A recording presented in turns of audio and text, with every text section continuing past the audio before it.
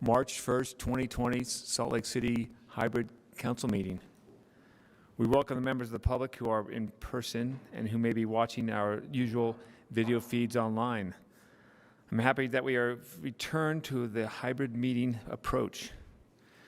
It is nice to be meeting again in person and to be here with our members of the public, my fellow council members, and city staff. Hybrid council meetings allow people to join online through WebEx or in person at the city and county building. We are continuing to watch COVID rates to make the safest choice for all of us. If you're here joining us on site, the council is still taking some precautions to maintain healthy business operations and work environments. While the masking requirements are changing, we are still balancing the safety of everyone who may be joining us in person. We expect the situation will continue to evolve, and we will continue to update our practices and guidelines as well. For now, we are requiring a mask or face covering, even if vaccinated. For city staff and people here for briefing items, when you are addressing the council, you may remove your mask to ensure that we can hear your comments. Our staff is also here to help with seating in the audience so that social distancing can also be maintained. As many of you know, there is no public comment during the work sessions. However, please join us for our 7 p.m. formal meeting tonight to share your comments. Your feedback is always welcome, and you can share it with the City Council anytime by mailing us at P.O. Box 145476, Salt Lake City 84114, or emailing us at council.comments@slcgov.com, or calling our 24-hour phone comment line 801-535-7654. And Taylor will be moderating our meeting today. And as always, we will start our work session items with number 1, the informational update from the admin. And as always, we have the mayor in attendance with her staff, and I will turn the time over to the mayor. Sure.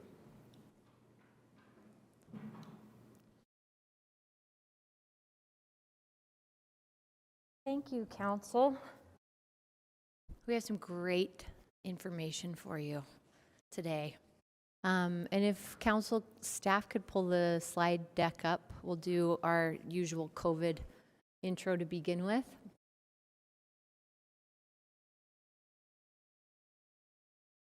You can go to the next slide, please.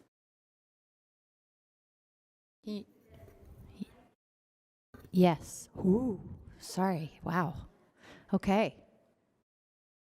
Yeah, make it big again, though, please, so I can see it with my poor eyesight. Sorry. Okay, thank you. Basically, CDC adjusted the indoor mask recommendation, as you probably heard late last week. Salt Lake County Health Department has already adjusted their recommendation. The overall, if you're in an area of high transmission, which Salt Lake County is not, we're medium. 2 counties in the state are still high, San Juan, and I can't remember the other one. But because we're in medium, we, according to CDC, can adjust our own city guidelines, which is pending an update right now for city buildings to allow people to be without mask if they desire. In city buildings, but that hasn't just happened yet. 30% of kids are fully vaccinated in the county, which is up a little bit from 26.7% just at the beginning of February. And you'll see in just a second when we show the zip code, Salt Lake City zip code updates, those numbers are really stagnant. So to see this much of an increase in the younger population in the county is great. You can go to the next slide. Again, just a screenshot from the County Health Department dashboard for Salt Lake City confirmed cases. So going in a great trajectory. Next slide. Some of our zip codes have pretty good high, upper 70s, even an 82% vaccination rate, but many of them are, or too many of them really, are in the 50s and 60s. So you can see how stagnant those numbers are, less than a percentage increase on any of them. 68% total for Salt Lake County or Salt Lake City as of the middle of last month. Next slide, please. And now Andrew Johnston will present, and following Andrew, you'll get an update on Love Your Block from Weston Clark and his team. Thanks, Andrew. Thank you, Madam Mayor. The first slide is our typical one. It just shows the capacity of the resource centers. It's virtually unchanged from last week. Still running at 98%. The St. Vincent de Paul had 74 on average per night last week, and that means that there's 74 people in and out of those beds. So there's only 58 beds. That many people came in and out. Next slide. The Jordan River will be the priority in the next few weeks. A lot of folks have moved to the foothills in the Jordan River since the recent camp cleanups have happened. And some of that is about proximity to Day Riverside Library, to Backman Elementary, daycare, a little south of there, some other places like that. You'll also see that Michelle Hoon wanted to make sure we talked about that there are resources provided at whenever the health department comes out with the city to help clean or abate a camp.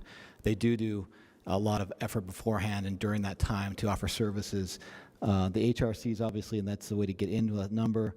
The Wiegand Center for day services, St. Vincent de Paul for lunch and dinner in the same location downtown. A place for your stuff on 5th West, which is free storage. And they still have some availability there. And they have extended the hours this week and last week, 1 to 6 in the afternoon.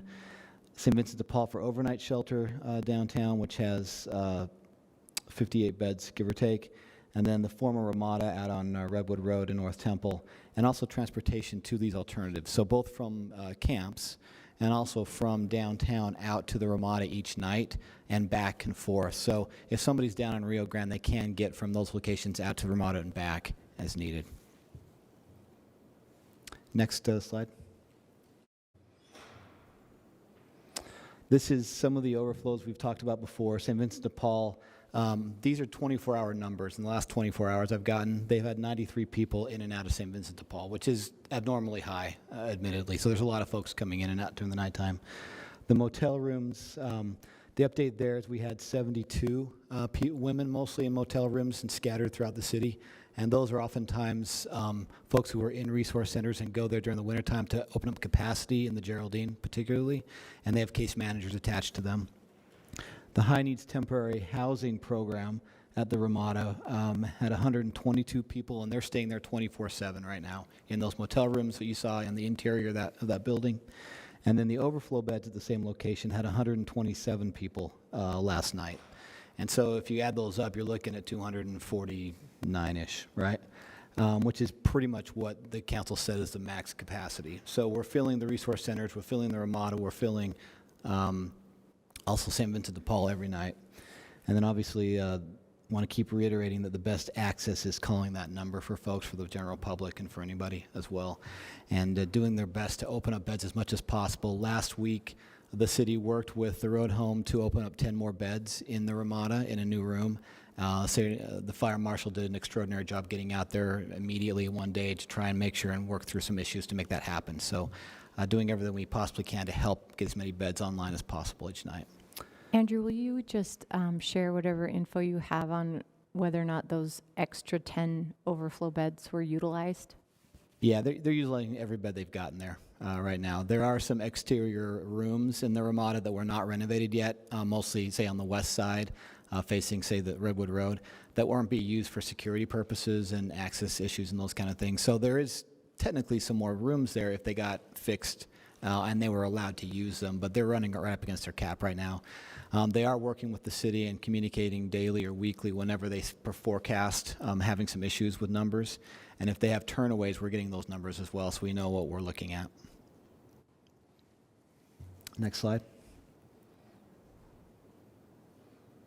This is the medically vulnerable people housing program. I want to bring this up because the Salt Lake Valley Coalition to End Homelessness sent out a one-pager to legislators in the last week talking about this program idea. And this is basically modeled off of the current Ramada they're working, where you've got a number of beds set up for folks who are targeted because of their medical needs and age. So They've got a bunch of beds. You can see the bottom there. Focus on individual rooms for those aging, medically frail, needing different types of care, underlying health condition needs, those kind of things. That's what the Ramada is doing right now, both for folks who are unsheltered, also in the resource centers, and moving them into those rooms. They'd like to make this program permanent in a permanent location that they own. Okay? So looking at 200 beds for this, purchasing or renovating an existing hotel motel somewhere in the county based on what they can find and what the funding is they've got. Currently today there is a request at Salt Lake County that the Salt Lake County Mayor's office is making to the County Council for $6 million towards this effort. They're also looking at asking the state for funds as part of the state allocation for deeply affordable housing, that one-time COVID money they've got. So they're actively searching for options to make this a reality going forward on a permanent way. They'd still potentially need more overflow. This doesn't solve all of that. But the Ramada is a good example of a place where they can do this program and some overflow beds in those common conference areas. So I want to put that in front of you all, so if you hear about this or see it coming up, it is an active planning process they're going through. Andrew, quick question. Go back. This would be very similar to deeply affordable housing. Is that how you look at this? So what they're talking about right now is having it be permanent, essentially, for folks who have these medical needs. So it would be housing. They have to work through the operations, funding costs, those kind of things. But it's, if you take all of the folks who are experiencing homelessness, both in the shelters and outside, and then you say, all right, how are we going to address the individual needs? There's a large number of individuals, over 200 they project, within the resource centers or on the streets who have these needs. If we can get them into this option, essentially housing, then they're not taking up beds or other resources that way. So it gets to the whole number they need, but it is housing. But from a semantic level, we would call this probably permanent supportive housing versus deeply affordable housing, even though it is deeply affordable housing. It's that supportive wraparound element. Right, right. Okay, you're right, because deeply affordable housing doesn't have that wraparound component of it. So yeah, deeply affordable is anybody below, say, 30, 40% median income, which is all these folks. Right. And then a different type of deeply affordable housing is permanent supportive, where they have on-site support services like they're doing now. Gotcha. Thank you for that clarification. And how does this differ from the in-between? So the in-between is meant to be temporary kind of recuperative care. So you're not supposed to necessarily live there entire life, though some people are end of life, and therefore it is temporary that way, right? This would be sort of, in some ways, hitting a similar population, but maybe not quite so terminal at times. Larger numbers in some ways, and also it's housing, so a different type of services. The in-between really is focused really on medical needs. This would have some medical component, but also other needs attached to it. Okay, thank you very much for that clarification. Mr. Chair, can we ask the same question about Switch Point or the Point, whatever they're calling themselves? The Point, yes. Yeah, is this overlap with their mission as well? Switch Point is really looking at something that's more deeply affordable, but not necessarily always with the term permanent supportive stuff there. They do have support on site, but they're not actively going just for folks with medical conditions. The Point actually is purposely going for folks who are over 65, so age-wise, yes. Veterans as well, that may overlap as well, but they're not targeting this medical need. And that's one of the issues in the system, is that we've got a large number of individuals who are in their 60s, who are homeless, who've been homeless for a while, and just age and life catches up health-wise in some ways, and so that's a need we don't really fully meet right now in the homeless services system. Thank you, Andrew. Appreciate that. Next slide.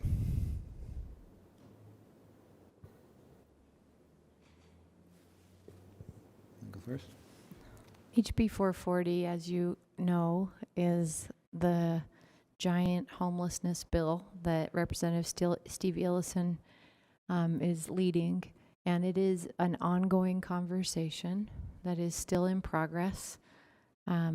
Yesterday, several council members, as the legislative subcommittee, myself and a lot of our staff were at the League Policy Committee meeting, where we were able to get a majority to support the League not yet taking a position on the bill, so that they could continue to work with us on trying to overcome the flex, which is the conditional use capacity limit override by the state in the homeless resource centers in Salt Lake City and South Salt Lake.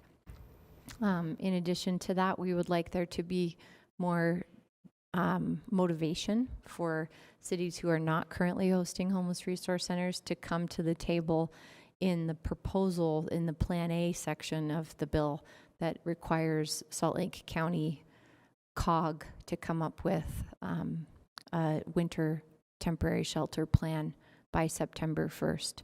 We've seen a lot of support actually that I've never seen before from other mayors in the county to say this isn't an issue just for these 3 cities, but that we need to be at the table more collectively. But we'll see whether or not that can withstand the pressures of this bill, which also include, of course, the mitigation funding support proposal so far for the homeless resource center host city. So it's a big, very big bill with a lot of levers on it, many of which I feel are looking to preempt local authority, specifically in Salt Lake City.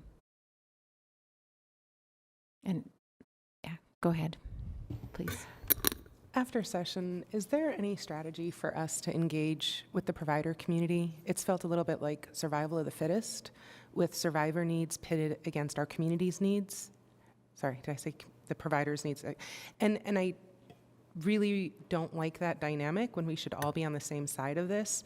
And I admit that I have felt resentful at times towards the providers who seem to be selling out our constituents in the name of what I know for them must be really difficult bottom line budgets that they have to make work.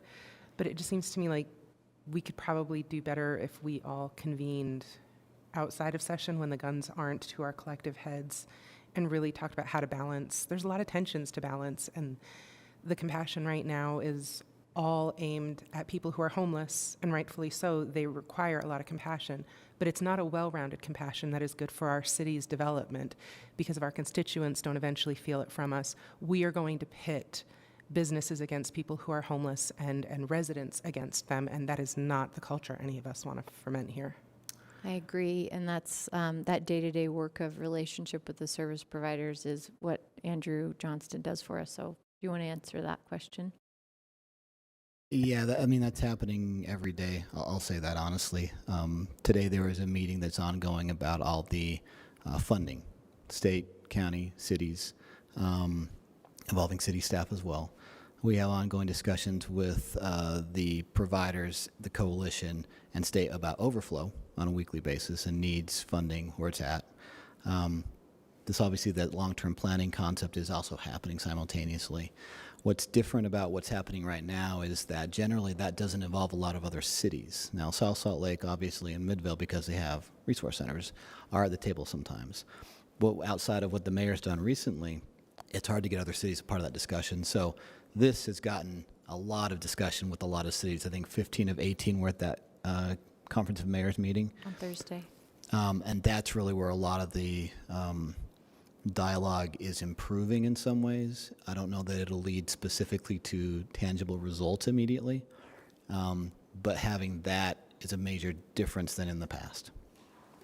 Is there a way for like me or council to be involved and to help the executive side with this? Because I acknowledge for me personally, this feels like a real source of stress. And with the newest development, like I'm screaming into the void even harder knowing what's coming for my neighbors. Of course, we're happy to find convenient ways and hopefully influential ways for you all to participate as you want to. And, this is, I think I should just, I really didn't get into this bill because it is very much still in development. But I want to say on the record that this bill is not good for Salt Lake City as it stands today. And it disproportionately serves other homeless resource center host communities over Salt Lake City, the way that it is currently being negotiated.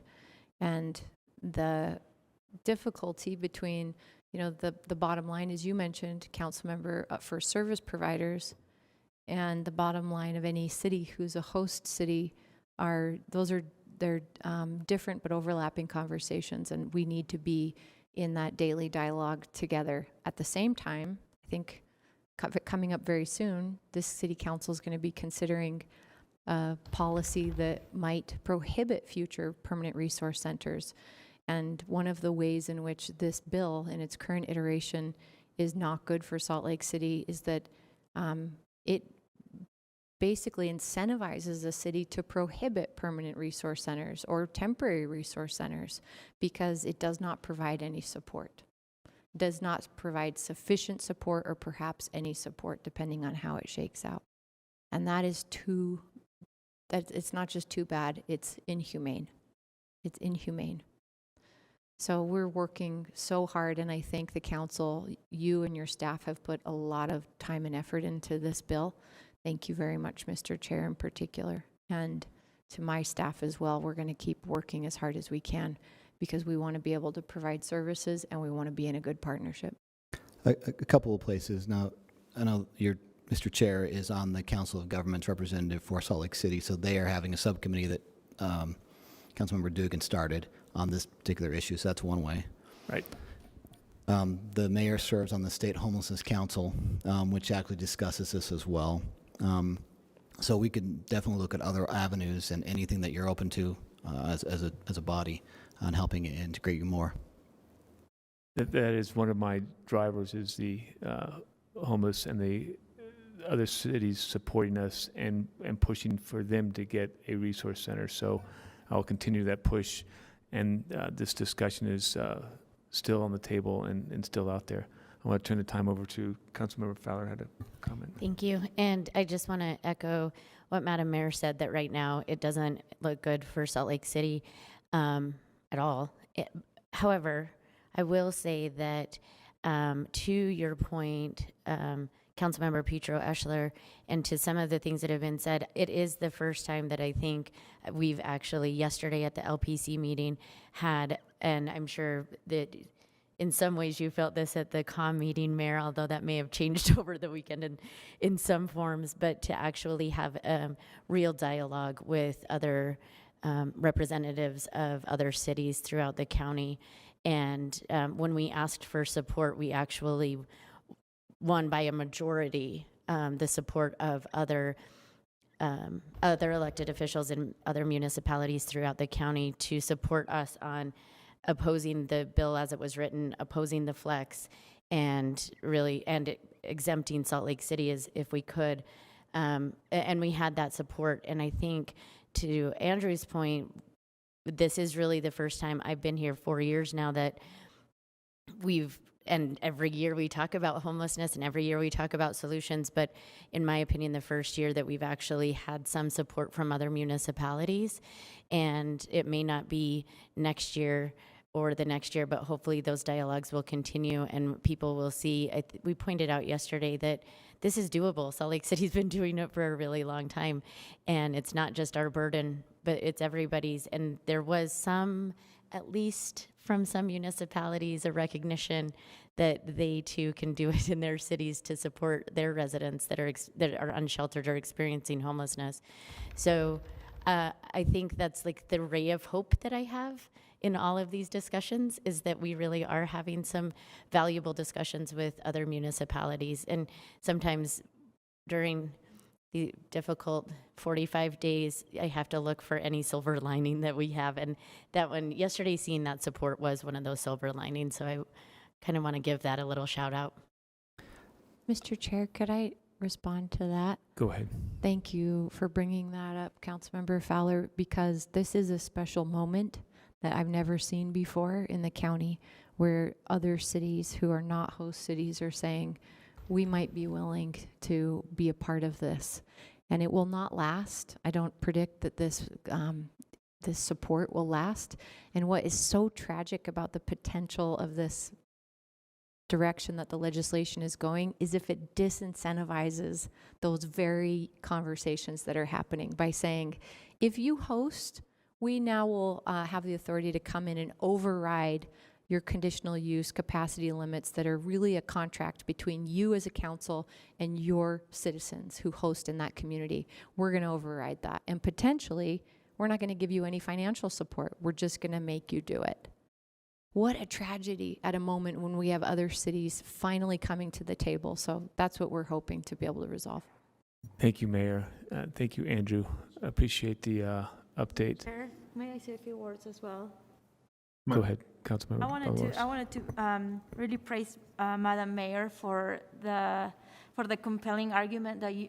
I wanted to praise Madam Mayor for the compelling argument that she had on Friday, which really changed the energy in the room of the commissioners that were there and also of the other cities, understanding that the state and Salt Lake City had a very difficult decision about 4 years ago of somewhat dismantling the Rio Grande big problem that we had, and also looking at a model that was a scattered site model that would be way more helpful than what it was then. People understood that, and we understood with the conditional use that we approved a previous council people that some of us were not here, that if we had these resource centers capped at a certain number and the design of the building to be designed around 200 people or 300 people, then we will have they will have extra rooms and extra space for the services that they needed: mental health help, exercise, food, counseling, all of those things that the service providers have told us that a scattered model would be best. And we bought into it, and we agreed, and we wanted to help, and the Salt Lake City residents agreed to that. And now we are at a point where the service providers are changing their minds, and they're saying that that's no longer the case and that we should just add more people. And that's what's very frustrating to me, especially in my district, where we've been so welcoming of many resource centers, of many shelters, of many services and types of housing to help our less privileged neighbors.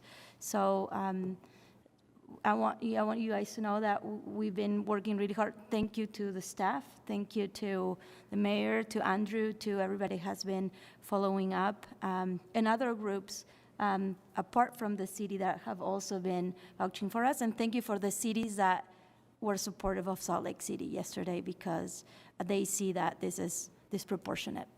Thank you. Thank you, Councilmember Valdemoros. And And your last. Mr. Chair, I know we didn't get into the heart of this. If there are questions, are happy to answer them offline about where the legislation is now. And I wanted to clarify that the providers are not running the bill, and so they're not changing their mind about putting in the same place. There's obviously a legislator running the bill to get to a heart of a difficult discussion right now. So I just want to be clear, the providers are not asking necessarily for this themselves. It's a combination of factors going on there. I think they are, aren't they? Well, I mean, that's our observation. I'll put it this way. The providers are struggling to do what they're being asked to do with what they've got, which means they don't have staff and they don't have money. And they're being asked by multiple bodies from the state on down to solve this, and they can't do it the way they're being asked to do it. So they're coming to a solution that makes rational sense based on what they're being given, but may not be what they would even want in ultimate times. Right. Which just means that but they're they on. are requesting it. They're requesting over full beds, yes. I think they would love to have the scattered model like everybody else would if they were given the right resources, which they don't have at this point, to be honest with you. Okay, we'll complete this. Oh, sorry. Sorry, do you have time for another one? Sure, last one. Okay.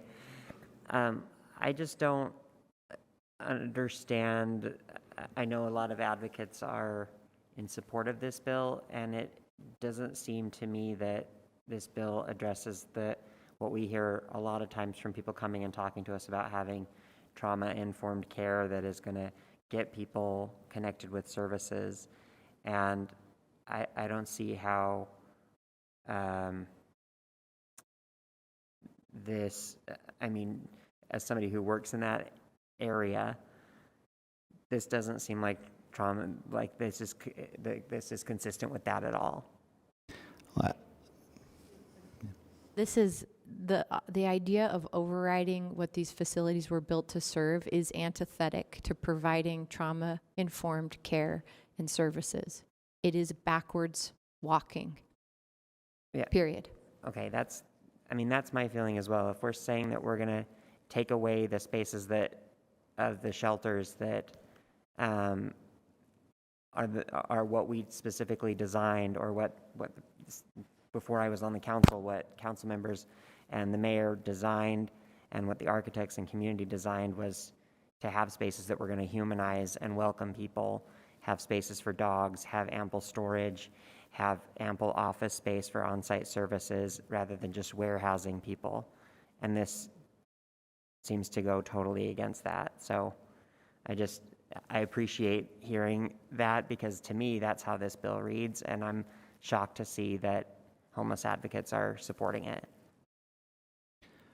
I can't speak for the advocates specifically, obviously, council member. I'll say as a social worker with 20 years, you get used sometimes to doing what you can with what you've got. And you make choices at times that you may not do in an ideal situation, but under scarcity models, when you're given the choice of trying to get people in and not what you, ideally this is what I want, this is what I have to do with what I've got, so I'll try and make it fit. So it's not necessarily people saying from the advocacy side or the provider side saying this is the model that everybody wants.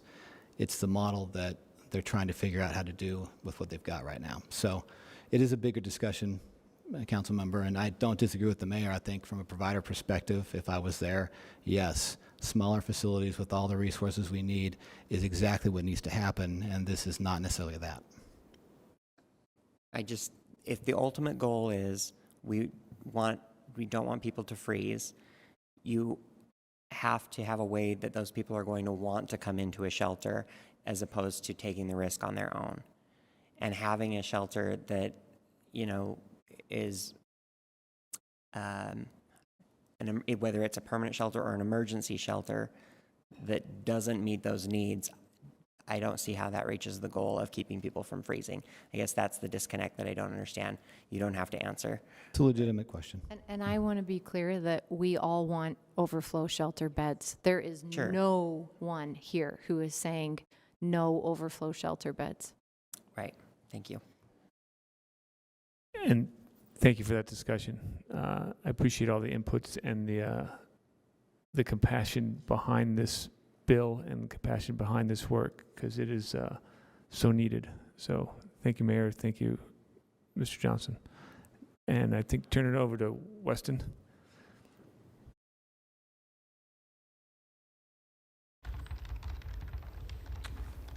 Hi, Council. Thanks for having me here today. Good to see you all. I'm actually going to be super brief because I'm going to pass it off to our Love Your Block team. And I know some of you have had an opportunity to meet them and see some of their work up close and personal. And so this will serve a little bit as an introduction to all of you to make sure you all understand what this grant-funded program is. And hopefully in the future we'll be able to come and do some updates as we go through the process of this really cool and innovative program. The team consists of 2 AmeriCorps Vistas and a fellow. And so I'm going to pass it over to the fellow of the program. She should be on there, Dorelli Flores, and she will take you through the program. And if you have any questions, I can answer them. Awesome. Thank you so much. Thank you, Weston, for introducing us. I'm going to share my screen really fast.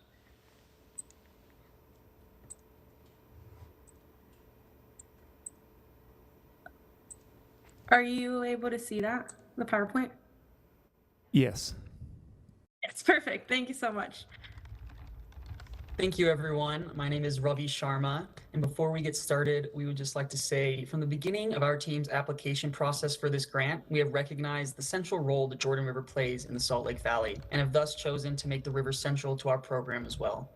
For thousands of years, this river has been the lifeblood of our valley. It has played a vital role in supporting some of our city's most diverse ecosystems, providing transportation across our valley, as well as supplying people with food, water, and shelter for countless generations, regardless of their ancestry. We thank you for allowing us to present today, and if you could please hold questions till the end, we can get through our slides and then open the floor. So who are we? Love Your Block is a grant-funded program. We're based out of Mayor Mendenhall's office, and as Weston mentioned, we have 2 AmeriCorps Vistas and a fellow, as well as a city lead that oversees our program. Some of our major partners within the city are also the Public Lands Department and our Homeless Engagement and Response Team. As I said, I'm Ravi Sharma. My pronouns are he, him. I'm one of the AmeriCorps Vista, and we are currently in the process of expanding our team to gain a second Vista.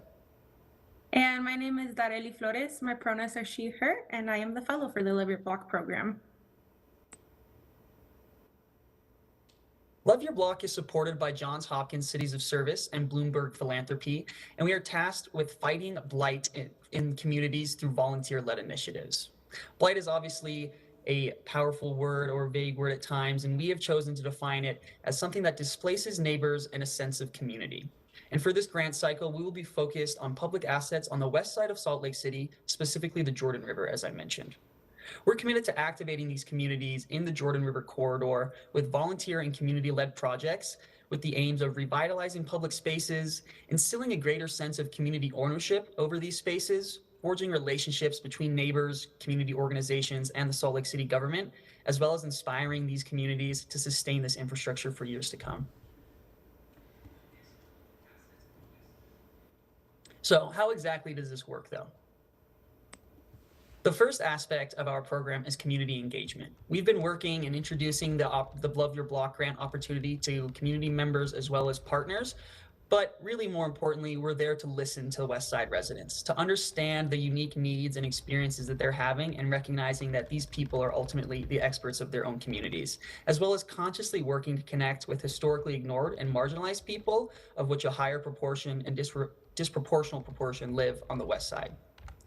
We'll be empowering these communities through micro grants. For our first phase, we have $5,000 total that will be split into 10 smaller grants of about $500 each. Throughout this spring of 2022, we'll be having grant application workshops as well as one-on-one office hours to ensure that this process is accessible for everybody, regardless of the language they speak or their concerns over interacting with the government or maybe their time availability. Projects would begin this summer in May to ensure that the weather is conducive to doing them outside, and would end in September, where we would get feedback from our community partners. And upon the completion of this first phase, we have 2 more phases for grant distribution. As you can see here, our phases are laid out. The first one is this summer for $5,000 total to be dispersed. The second one will be this fall and next winter for $10,000 total.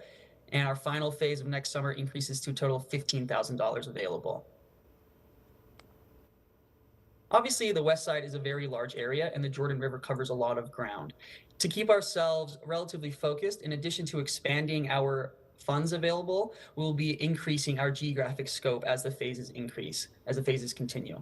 For this first phase, we'll be focusing on the area pictured here, which is between California Ave and Fremont Avenue mostly, really centered around Bend in the River Park and Modesto Park, as past outreach by the city and community councils have shown that these parks really are some of the least visited in the city, as well as could just use a little love.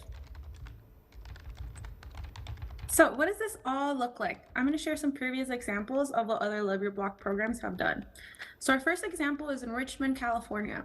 As you can see in the pictures on the left, the community painted a mural, and you could see the beach and the mountains, how beautiful it looks. And then they also did a chalkboard that the community used to say, what do you love about North Richmond? And they put, I love the people, I love my parks. And isn't that what we want to see in a community? Another example is in Boston. As you can see, the picture on the left is just a plot of land. There was nothing there. It wasn't used for the community. And in the year 2014, the Love Your Block program came, and they were able to make it in this beautiful garden that the community uses. And even now, they still have access to a tool shed that the Love Your Block program helped fund. And our final example is another park on the left. As you can see, this was owned by the city, but the community members were not passionate about it, or they didn't have the opportunities, they didn't have the resources. So in the picture on the right, you can see how beautiful it looks now, how green, and how the community now actually has the opportunity to be able to use these local parks. So some potential projects for our city include painting park benches, creating community gardens, and little food pantries, a tool shed lending, community cleanups, painting murals. Yeah, your imagination is the limit. Anything is open.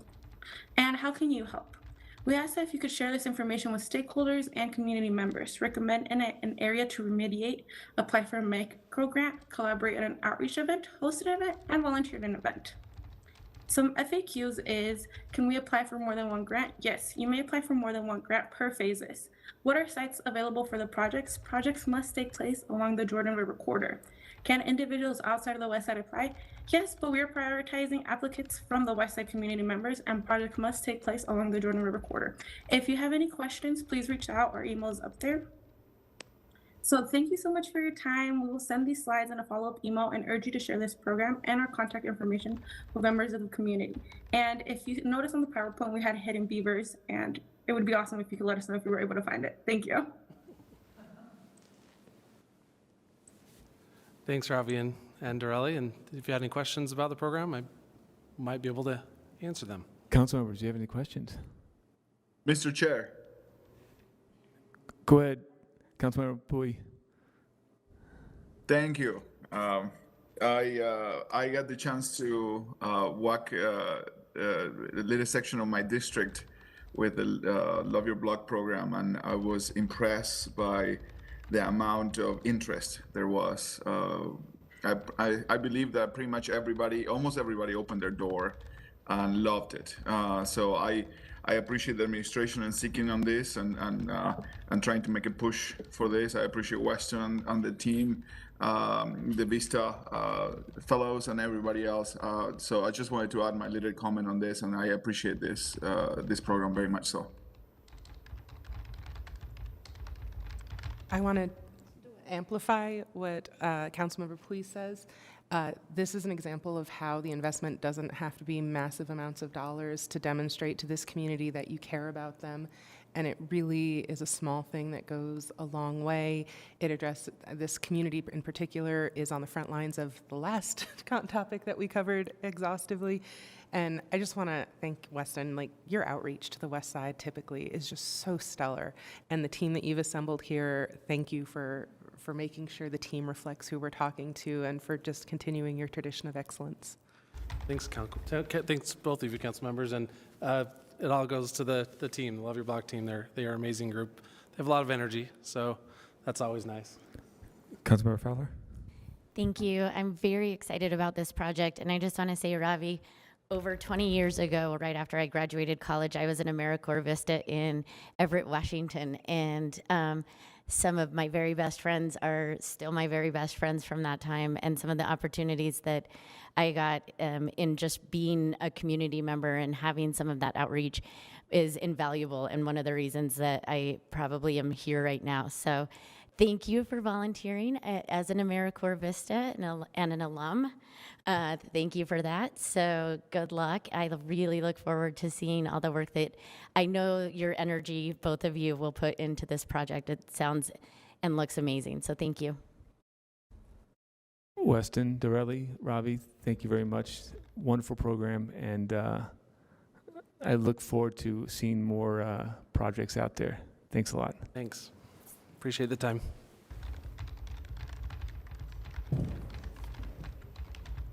I know you wonder where you're waving to. And Rachel, was Laura briefer? Okay, okay, Chief Brown. Go ahead, Chief Brown. Sorry.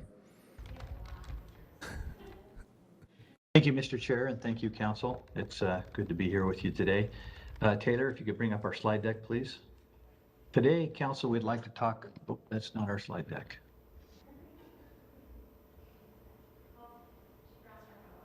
There we go. Yes. There we go. Council, today, I'd like to talk a little bit about our use of force report that we released last Friday, but I wanted to give you a quick summary of that. The Salt Lake City Police Department, next slide, please. The Salt Lake City Police Department is constantly striving to take a data-driven approach to policing. We do that through our CompStat. It's national best practice to use data to drive your decisions, to look for trends in crime, hotspots, and a lot of that comes through our CompStat. As we look at use of force, it's very nuanced, and it's more than just a number on a page. And so that's why I asked Deputy Chief Scott Morkos to undertake this analysis of our use of force data from 2020 to 2021. And I need to point out that Scott is a PhD candidate up at the University of Utah. He has a background and specializes in quantitative social science. So he's very well qualified to do this. And to start with, Council, I want you to know that we have a very robust policy on use of force policy, or use of force. It's one that is locally, it probably leads locally, statewide, and nationally. But as of 2020, when Mayor Mendenhall challenged us through the executive order to take a look at our policy, I want you to know that we made even more changes, and I want you to know that it's improved. Next slide. Use of force report. The Salt Lake City Police Department used force in less than 1% of all calls handled in 2021. Force was only used in 0.57% of all those calls. That's a 0.5% of hundreds of thousands of calls that we went on. And I want you to know what that means is our officers are doing a fantastic and an exceptional job in using force or in applying these policies in the work they do here in Salt Lake City. Next slide. In 2021, the Salt Lake City Police Department use of force was 13.52% below what we would have expected when considering the increase in other relevant variables. So if you look at the calls for service that we handled, it was over 174,000 calls for service. They were up 16.33%. Arrests were up 4.6%. Resisting arrest and assaults on police officers were up 2.01%. With that given, our use of force was down 13.52%. Next slide. Use of force, the average subject involved in a use of force incident in 2021 was a white male, age 34. Next slide. And use of force, in 43% of the cases, use of force incidents occurred when somebody was actively fighting or engaging with our officers. That means punches, kicks, pushing officers. And the other 43%, so 86% of the use of force was used in these type of situations. A defensive resistance, fleeing, resisting, handcuffing, barricaded type situations. Next slide. Our full report on use of force is available on the Salt Lake City PD's website, and it can be found there or on social media. So Council, that was quick, but I wanted to give you that summary and overview and see if you had any questions. Thank you, Chief. Any questions for Chief Brown? Go ahead, Councilmember Peter Esser. Chief Brown, for civilians like me who aren't clear, can you clarify what exactly constitutes use of force? Does that mean that, they didn't have to discharge a weapon? Does it mean that they didn't, like if someone, did they have to wrestle them to the ground? What is use of force? Yeah, council member, it can be if somebody subjects themselves to being placed in handcuffs without any resistance, that's not use of force. But if we have to use physical force, if we have to use an impact tool, a taser, even if we point a firearm at somebody, that's considered a use of force that we document. Using a wrap restraint system that really protects our officers and them from hurting themselves is a use of force. So anything other than just putting somebody passively or into handcuffs without any resistance would be something that we would document. Tasers, many times we arc a taser that it brings people into compliance. So it's a whole myriad of things, but that's what we consider and that's what we document in our use of force. Councilmember Mono. Thanks, Mr. Chair. Chief Brown, thank you for that information. I just wanted to clarify, so I'm understanding, you're saying the Salt Lake Police Department's use of force was 13% lower than, was that just some kind of national standard? And does that mean that like the national standard for percentage of calls on which force is used is 0.64%? Am I understanding those numbers right? Yeah, well, no, let me go back real quick. If you take 2020 and compare it to 2021, if arrests went up, if the number of calls went up for service and resisting arrest and assaults on police officers went up, given what we would have projected, that number to be, it was down 13.52%. Relative to the year before? Right, with all Okay. those, with the change in variables that we looked at right there. Or from the year before, or from what they projected based on the year before? But Those if are the use of different. force, according to the Right. variables identified, was the same in 2021 as it was in 2020, would have been 13% higher than it actually was. I think he's talking about they were moving it, relating it to their projections. Right. Yeah, not the That's absolute right. number If of, we- okay. Okay, Uh, so they're, yeah, switches a little. But it's not Yeah. relative to like a national best practice No. or anything like that. It's based, No, but it's a lot of that would be found relevant in the policy relative that we to put the together previous and- year of the Salt Lake City Police Department. Correct. Yeah. Okay. What- Yeah. That's helpful, thank you. Yes. And thank you very much. And that's why it's very, I'm sorry, and that's why it's important to put, I mean, to have some explanation to these things, so. Thank you, Chief. I don't think there's any other further questions. Appreciate that very much. Thank you, Council. Now we'll turn it over to Director Briefer. Hi there. Could we share my one slide on the water supply forecast, please?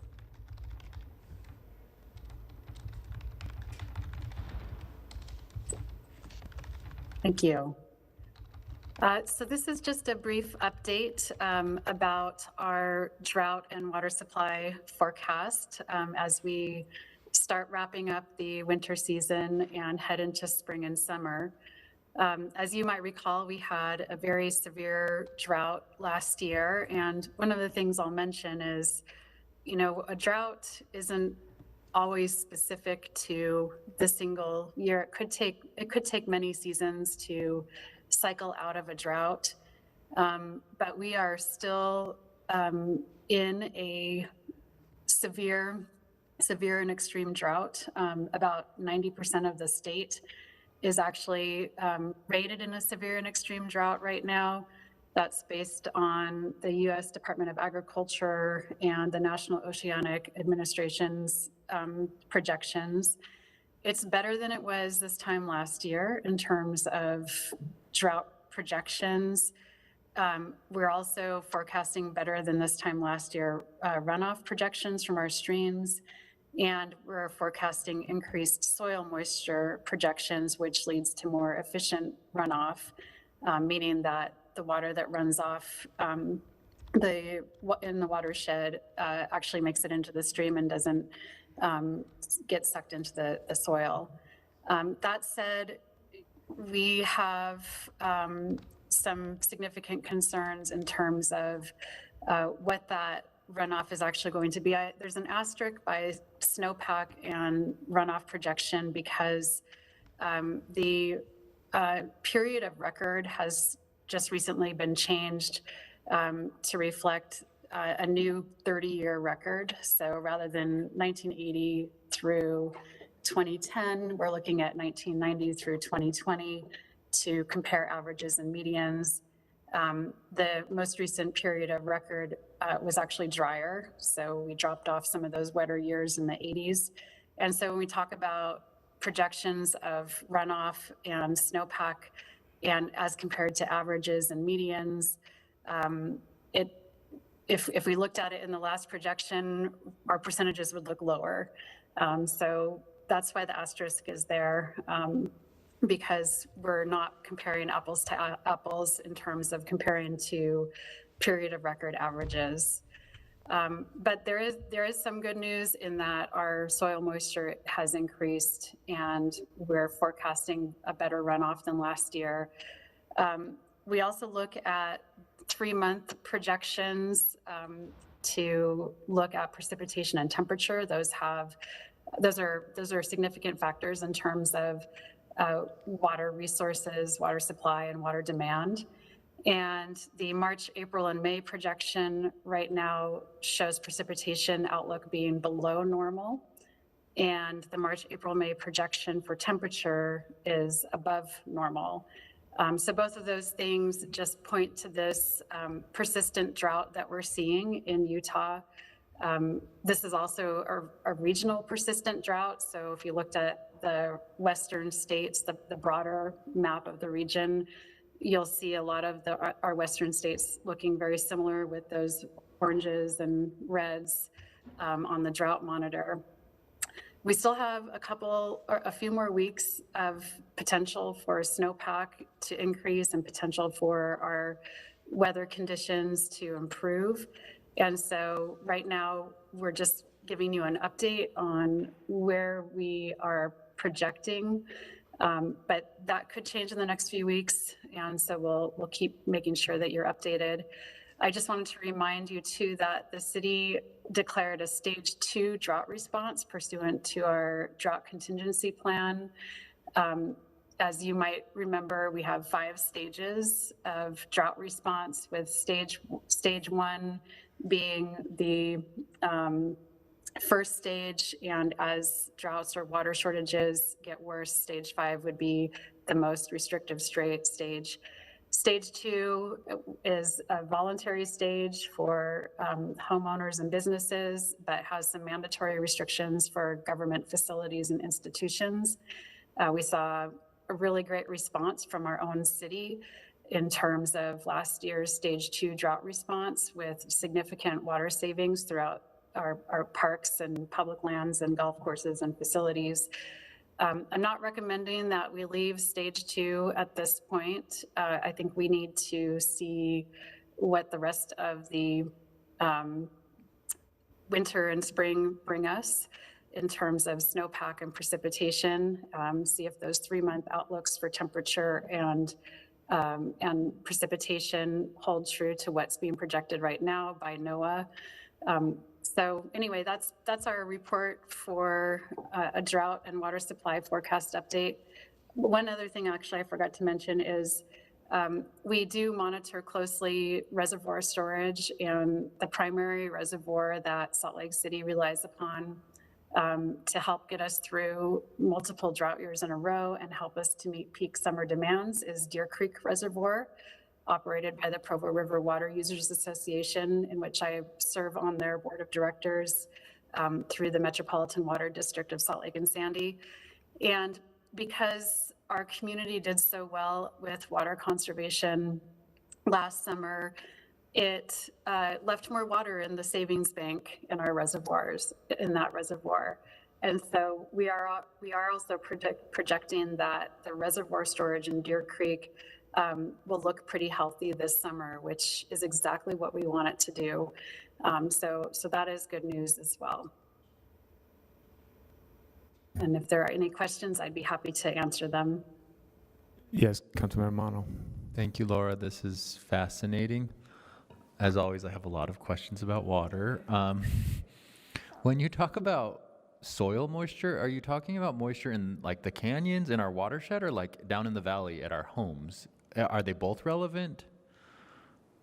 They are both relevant, actually, but really relevant to runoff in our water supply is the soil moisture within our watersheds, particularly in those Wasatch Canyon catch basins. Thank you very much, Director Briefer. I appreciate the update, and I look forward to more of them moving forward. So have a great day. Thank you. And that concludes our update from the admin. Item number 2 is the equity update, and we don't have an update for today's briefing.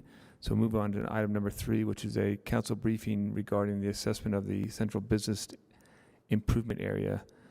And on the screen, we have Ben and Lorena.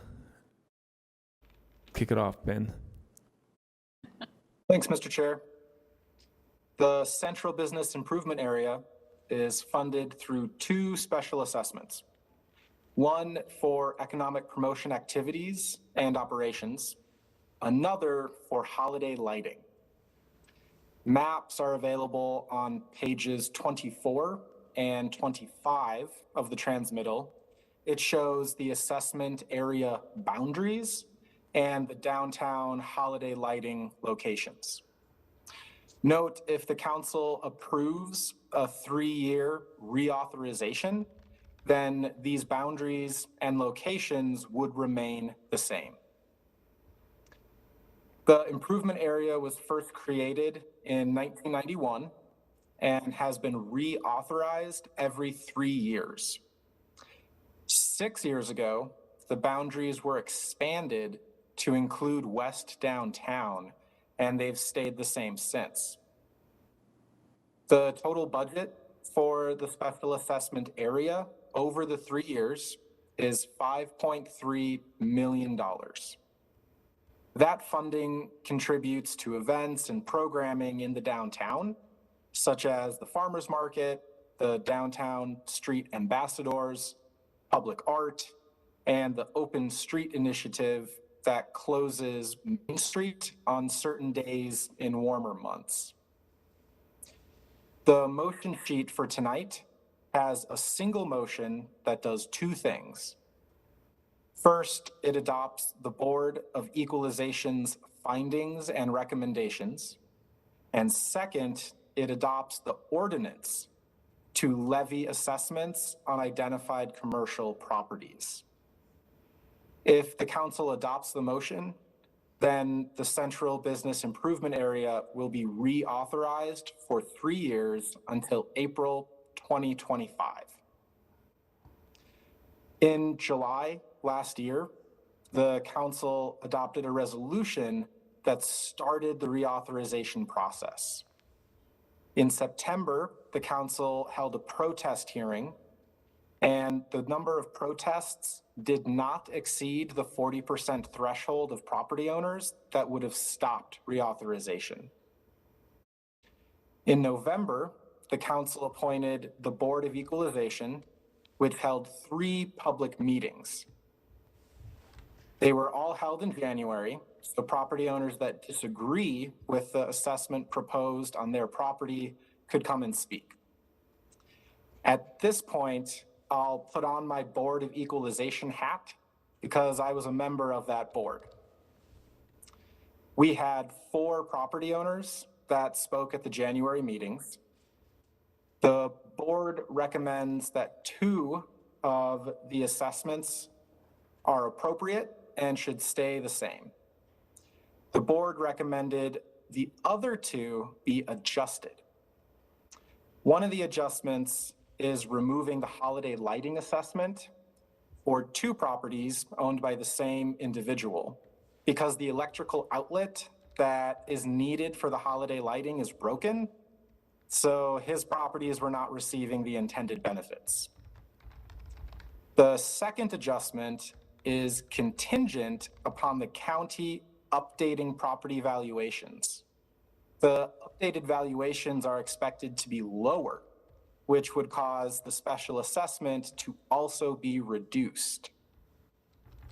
The ordinance for the council's vote tonight includes this recommendation from the board that the council delegate to the city treasurer this potential adjustment pending confirmation from the county on the reduced property valuation. Otherwise, this would come back to the council at a future meeting. There was one property owner who appealed the Board of Equalization's recommendations, and the property owner submitted additional written information after the January meetings. That additional information is in a memo from the recorder's office in your packet. The council can accept or modify the Board of Equalization's recommendations. That's everything for my intro. I'll turn it over to the administration. Thank you, Ben. Well, good afternoon. I think Ben has done such a thorough job. I don't know how much more I can add. I will tell you that this process is one that has lasted almost a year. It's a very thorough process. It's one that's established by statute, providing council the authority to approve each step. Having said that, I also want to say that this process is a process that has allowed us to work with many other departments, including council staff, treasurer's office, the recorder's office, the city attorney's office, and then we have outside entities that have supported the effort, Bonneville Research and Gilmore and Bell with Bond Council. Having said that, from an economic development point of view, this central, the CBIA, also known as the Special Assessment Area, so if you hear both are pretty much interchangeable, it is an incredible tool for our community.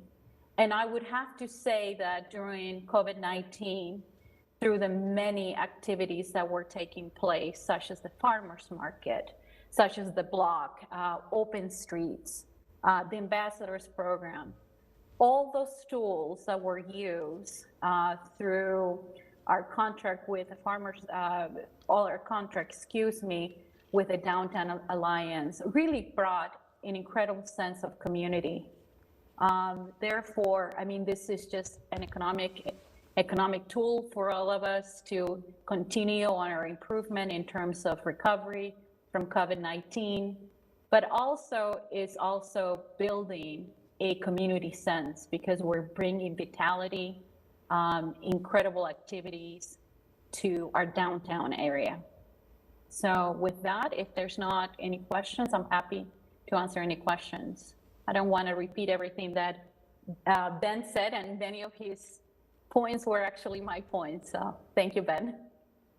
And thank you, Lorena. Any council, any questions for Lorena?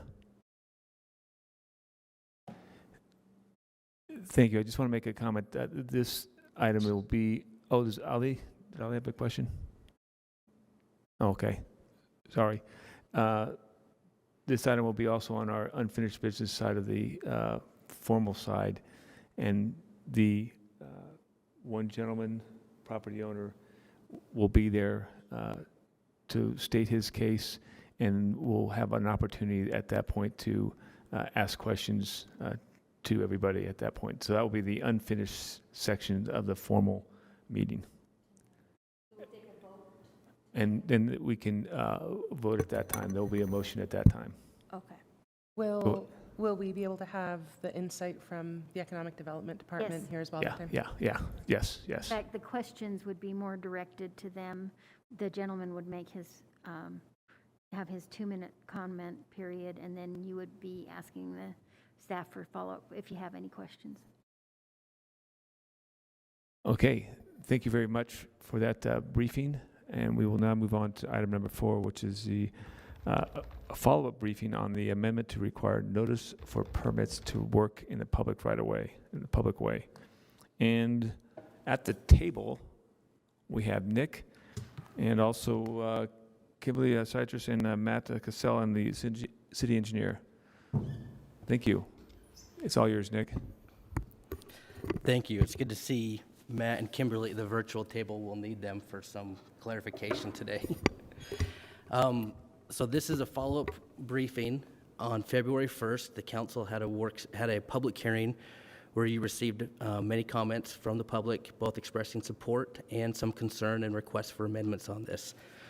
What we hope to do today is staff had gone through those comments, and we have a few items that we just want to go over with the council for consideration that could be included in the final draft.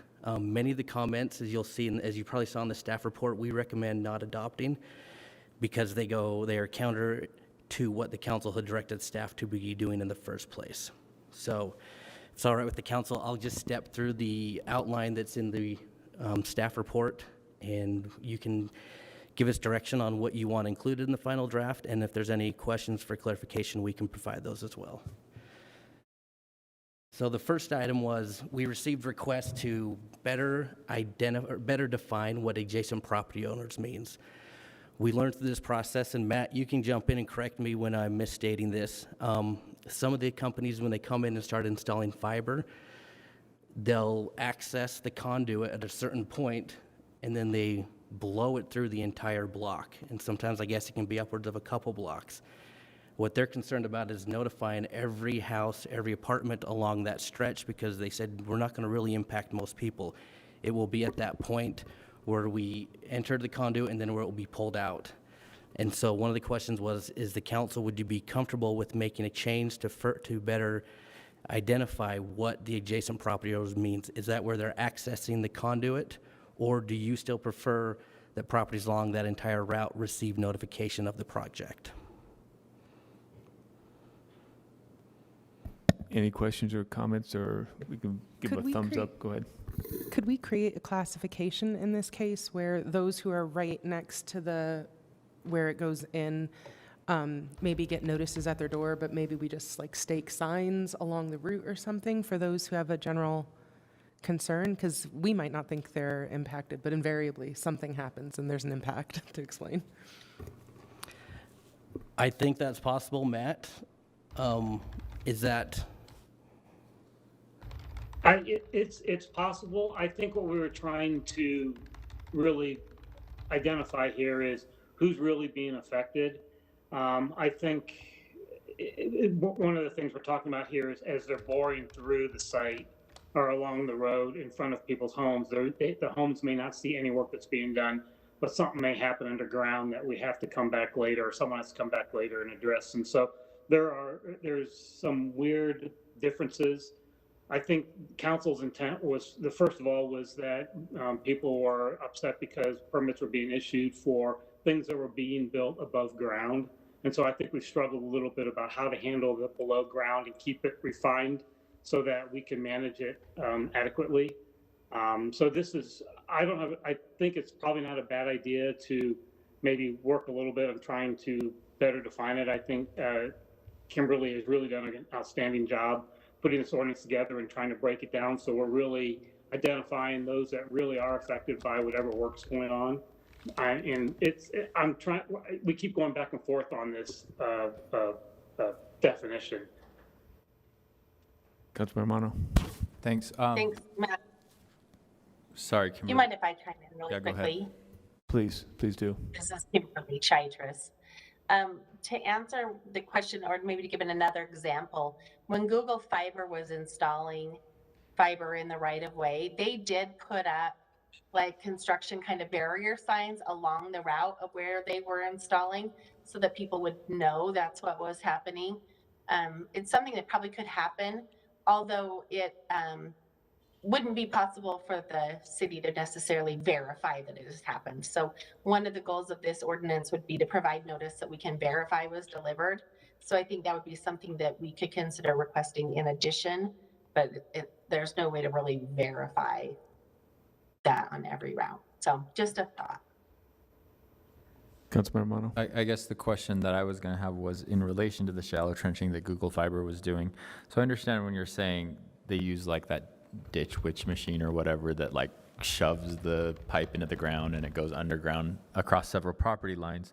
But in Google Fiber, they were actually cutting into the surface of the road in front of everyone's house, which, and then I think digging and burying a vault every 2 houses or something like that. So I think in those conditions, I do think that the verified notice is necessary, where I suppose I could go either way on where it's, I think whatever that machine is that goes underneath where it doesn't actually break the surface of the ground or the road. I think I could go either way on that. But is the ordinance as drafted, or is this amendment to the ordinance as drafted going to cover those situations where, like Google Fiber, where the surface of the road and the ground were disturbed? Absolutely. Any type of digging that happens in front of a house or a home or a property, we will be required to notify the adjacent property owners. This is really kind of drilling down to fiber companies do bore their facilities into the ground. So they set up in one spot, they push their boring through, and so they can do a couple blocks at a time, maybe depending on how good the soil is. And I think that's the only case that we're really trying to deal with is where there's construction in front of a homes, but the homes aren't feeling or seeing the construction, the activity that's occurring in front of their homes. Okay, 2 follow-up questions. One, did we not, I remember where we were about to pass this, I think, a year ago, and we said, well, the below-ground work is important as well, referring to Google Fiber. Did the previous draft of the ordinance already consider that above-ground work? Was the terminology just confusing for me as a council? The original ordinance was only for above-ground work. And did Google Fiber count as above-ground work because the machine is above ground, but they would have counted as below-ground work with the trenching and whatnot. And that, based off of the public input that you had in the public hearing last year, that's why this change was made to include below-ground work as well. Okay, thanks. I'm glad we didn't spend a year for something that was already resolved before. The second follow-up question is, do we know that trenching, that the underground work that does not disturb the surface, it has a good track record of not actually breaking sprinkler pipes or water mains or sewer mains? Oh, is that pretty consistently successful, or do we have conflicts like that? That is a problem, not a rampant problem, but it is a problem. We just actually had a contractor repair a fiber that was drilled through someone's sewer lateral and caused the lateral to back up. So it happens. It's not rampant, like I said, but it does happen.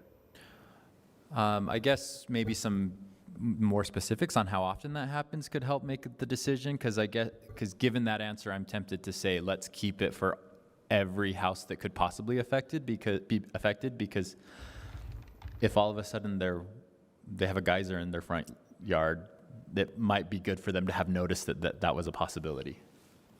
We actually made some adjustments and do now require contractors, if they choose to bore their facilities in the right of way, that they're required to pothole or locate laterals, sewer laterals and water service lines, and verify their location before we'll give them a permit to bore. So, Matt, is that done with like a flag? I think that's what Councilmember Pete Rusher was talking about, having you drill here, we give a notice, but the rest of the route of the work is done with like little flags that say, hey, if you got a problem, contact Dugan at this number. Currently, there is no, if they're boring, there may be a pothole in front of a house, but I think we're discussing here is not providing any notification to the homes between the bore pits. Because there's no surface, there's no real impactful construction going on other than the possibility of hitting one of the laterals, but we have a process elsewhere that addresses the possibility of hitting those laterals. So what I think I'm hearing, Matt, is some of the council members like the idea of keeping it where there's ground broken going into the bore pits or into the vaults, notify those property owners. But everybody in between have some of those yard signs up every couple homes or blocks, so that if this type of incident does happen, people see, oh, hey, there's a sign that's telling me there's work going on, here's who my contact. Is that what I'm hearing from some council members? Yes. Mr. Chair. Oh, go ahead. Yes, thank you. I will prefer that option. I will, second what Councilmember Mano said about giving a little more extra notice, even though hopefully there is no geysers and all these other issues with broken sewages and whatnot. But those things do happen, and I think it is. The companies doing this work should do a little extra work on notifying the neighbors, and there is a lot of construction going on, and I think it's a sign of good faith that we are trying to build a city together. So I would prefer to give more notice through the yard signs and the notice to the ones impacted immediately directly too. Thank you.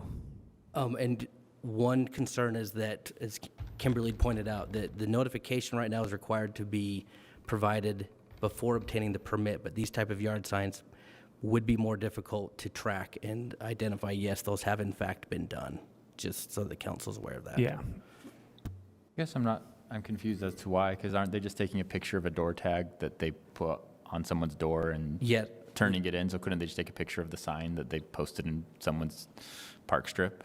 But the likelihood of those sticking around are probably not as far good. less than, Because sure. there's probably punks like me when I was a kid that may have pulled some of those signs, or I don't know. Me. I think Well, you're they're paying for it now, aren't you? Perhaps.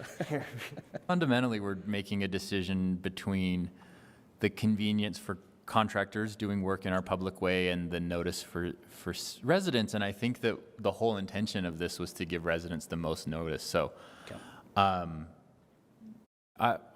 kind of think we just require it. Can we do a straw poll on that, just so that? Sure. If that's what the council would like. Okay, I'll propose a straw poll, Mr. Chair, that we keep the requirement for verified notice for all work, whether it's above ground or below ground, even if the surface is disturbed or not. And that's a flyer at every house along the way. It seems like that's not so hard. Yeah. I mean, I think that's not that big of an ask to put a flyer on every door. Yep. Does that comprehend apartment buildings where they'd have to do every apartment in a building? Yes. Property owners, right? You'd have to distribute to property owner. Or on the property. Yeah, or the property.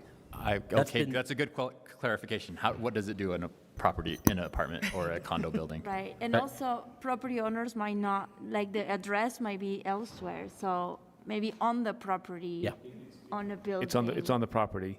And a property building would be the owner, because the property guy in the apartment building isn't taking care of that strip. And that includes apartment. Can I Go ahead, just Matt. mention real quick that the program that we've put together actually notifies property owners and occupants of the property. Yeah. Thank you. So that's straw poll. Thumbs up if you agree with that straw poll. Yes. Cool. All right, we've got that. We will get that. All right. Do I have to Mr. name Chair. everybody? No, could you just tell me if it's unanimous? Oh, it's unanimous, all 7 council members. Thank you. Okay, the second one will be a lot easier. I should not have said that. I'm sorry. There was some concerns raised about who was going to be responsible for providing the notification. It was staff's understanding that the council's intent was for the contractors to be doing that work, the permit holders. So what we're recommending is adding just a few lines in there that would say it shall be delivered by the applicants. The notice will be paid for and delivered by the applicant. Do you need a straw poll? Or I mean, we love straw polls, so why not, right? or a thumbs up? That's unanimous, thumbs up. Okay. The second one is pretty specific concern that we received from Lumen, who does a lot of contract work.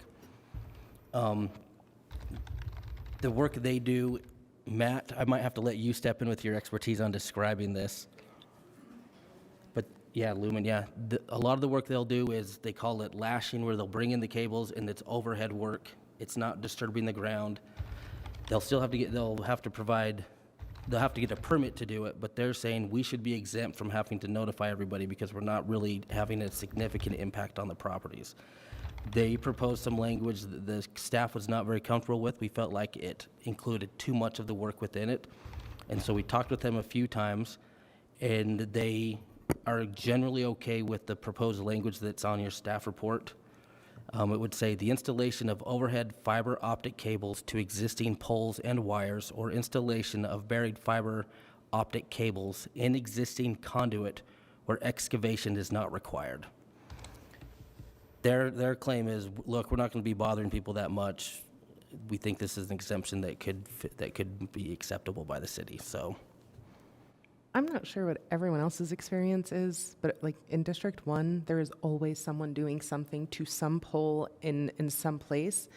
And I think even if we're not requiring them to do every household, something near one of the poles or some of the poles makes sense. My neighbors are wondering why the trucks are there. Like, some basic information feels like a courtesy we could be extending as people are watching our city explode around them. In growth, explode positively and with growth, sorry. So Did you catch all that, Nick? Yeah. Do we want to take a straw poll on that one? I have a clarifying question. I'm so sorry. What about maintenance on those poles that I think happens quite regularly, right? Is that work in the public way? Or it's just installation of new infrastructure in the public way? So Matt, as I'm understanding this from Lumen, this is that maintenance type work. Because it Some does of it's seem new. like sometimes maintenance is emergent and must happen very quickly, and I don't think they would have time to do the verified notice, so that seems like an exception that needs to be made. But So Lumen is working for CenturyLink, and CenturyLink is our next Google. And they want to outfit the city as a whole. And so their goal is not like Google to bury it in the ground, but to hang their facilities from existing poles. And so that's what they're asking for. It's like, if we're going to go into a neighborhood, we're just going to string wire and all that underbill that already exists, add another fiber to that line. So this is for new work and not necessarily maintenance work. It could be applied to maintenance work, but the focus was on new work and the build out that Luma is anticipating for Salt Lake City. I think the trigger is getting a permit to work in the right of way. So there may be some kinds of maintenance that don't require that permit, but if they do, this notice requirement would be triggered. And we also already have an exception at the end we'll get to for emergency work where there's might be not time to get a permit. So if a permit wouldn't otherwise be required, we don't require notice. Councilmember Wharton. Okay, so let me just understand this. So this contract company goes around to telephone poles and hangs wires. But I'm guessing that they have like a bucket in the truck thing, and that they could still block people's driveways, they could still be in the way, they could still be blocking somebody who doesn't have a driveway from being able to park in front of their house. Right? That's my understanding. Correct. Yep. Notice requirement. That is my straw poll. I think I see what I'm hearing from the council is you do not support this proposed exemption, and that's what I'm hearing from the council. Mr. Chair. Yes, go ahead. Yes, go ahead. I can hear my own voice, and I don't like that. But so, thank you. I agree with Councilmember Warren. I think it's siding with notifying the neighbors. I prefer to side on that. And this triggers another question for me that I would like to ask, and I don't think that this is the right place or time, but I'd like to know a little more about why some companies are using cable ground or using cables below ground. And I think I lost connection. No, you got connection. We still And hear I you. would prefer. Oh, okay. If some of them are using below ground, it would be prefer, in my opinion, if I had to decide, if they can put all the cables underground and then hanging them above ground. But I don't know if. Yeah, thank you. Thank you, Councilmember Pui. Matt, did you hear that question? I'm sorry, I can't speak to It was that. breaking in and out, so I don't know if I fully heard the question. So my understanding of the question is, Let me- why is it that some are hanging wires while others are undergrounding the wires? Yeah, I like it. That's good. They're good. I can't really answer that. I think it has everything to do with probably their contract with the poles. A lot of the poles that are in the city are Rocky Mountain Power poles. It's vastly cheaper for Rocky Mountain Power to be above ground than below ground. And with Rocky Mountain Power in a certain area, they rent out their poles, so it's vastly cheaper oftentimes for many of the utilities just to rent space on that pole and hang it from that pole. It is pretty unsightly. I'm not a big fan of it. I'd love it all to be buried, but I recognize that the cost and battling with utilities for that is another story to behold. Some of them recognize that being in the ground, at the end of the day, when you service a home, that you're not going to most often service from above ground, that you're going to service from below ground. And so that was Google Fiber's motivation of why they wanted to bury theirs. They didn't want to spend the time to work through agreements with the pole owners. They felt like they had a better opportunity in the ground. So it all depends on the model they're operating off of. And so that's the best I can answer on that. Thank you, Matt. So I guess just to confirm, the council does not accept that request for that exemption to be included.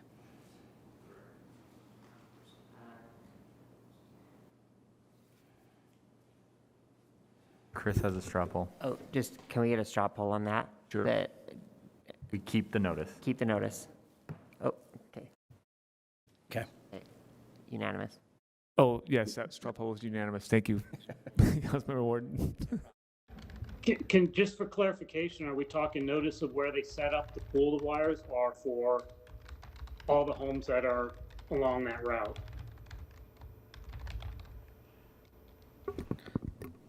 You threw a wrench at us, Matt. Sorry. Could you explain that one a little bit better? So if they're pulling wire, they're going to set up, say, at one pole, and they'll start pulling the wire, probably at a couple of points. And so they're not occupying. It's kind of like the underground. They're not occupying all the space in front of all the homes. They're at two distinct points, and they're pulling wire from one point to the next point. Is the request to provide notice at those points where they're pulling the wire, or along the whole length of where they're pulling the wire? Isn't there a way to specify that based on what was just said, that if there's any possibility that the truck is going to obstruct a driveway or inhibit parking or et cetera, then they need to provide notice? Is there seems like there'd easily be a way to say that. I think But we. you can say that, right? Yeah. I think we understand the council saying if there's along where, if the areas will be impacted by potential construction, there should be notice. Or I would say not just construction, but potential like construction or obstruction. Or whatever. If they're pulling the permit to do the work, the properties along that route have to receive notice. Yes. I think so. Sure. For instance, in my district, at least most of the poles where Comcast runs is in the alleyway behind a house, and one truck will block the whole alleyway. So I feel like the resident should get notice for that because their entire alleyway will be blocked. Okay. Okay. Member Warden.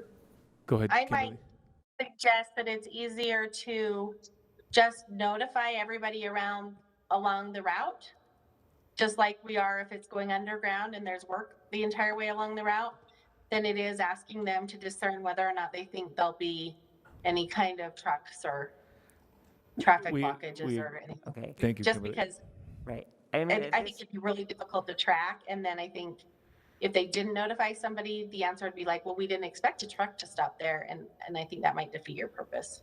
Yeah, sure. I think a lot of these questions can be answered with, like, I think our intent as a group is pretty clear that we're not terribly concerned about overburdening the notice giver at this point. So I hope that we can, if it's easier just to say, tell everybody, then let's do it, then carve out an exception. But yeah, I think it was said earlier by Councilmember Pui, like, I think we should always err on the side of giving notice. And you have it. Yep, got it. Got it. The other ones, in the interest of time, we don't need to go through each of them, just that they had made suggestions that we felt were clearly contrary to what the council was requesting. So staff is not recommending any of those be included at all, obviously. There was one question that was raised about the timing of the notice. They've expressed concern that this would happen too soon. When they're pulling a permit, sometimes that will be about a week or so before the actual work is done, and that may cause confusion to the public.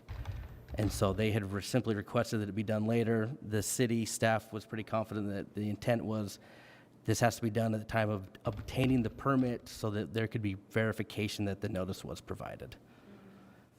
So. Yes. Okay, with that, we don't have anything else. Matt or Kimberly, do you have anything else? I do not. Okay, so the next steps, we will incorporate these into the final draft. The public hearing was closed on February 1st, and so this could go on for March 22nd for potential action. Thank you very much, Nick, Kimberly, Matt. Appreciate all your effort and work on this.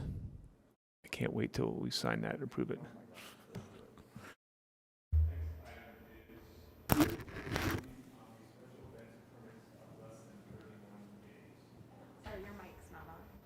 Of course not. We'll move on to item number 5, which is the briefing on the special events permits of less than 31 days. And on the screen, we have Allison Rowland, Ryan, Kristen, and Boyd. Thank you. All yours, Allison. Thank you, Mr. Chair. Good afternoon, everyone. The purpose of this amendment is to extend the maximum length of a special event permit for park use from 20 to 31 days.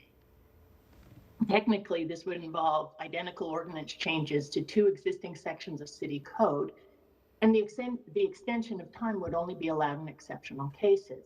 Specifically, the mayor would have to approve an event for a reason he or she identifies in writing. I want to note that this proposed amendment would make no changes to the existing process of sale or removal of open space lands from the city's inventory. I say that because the title of the specific sections of code that are going to be changed are confusingly titled that way.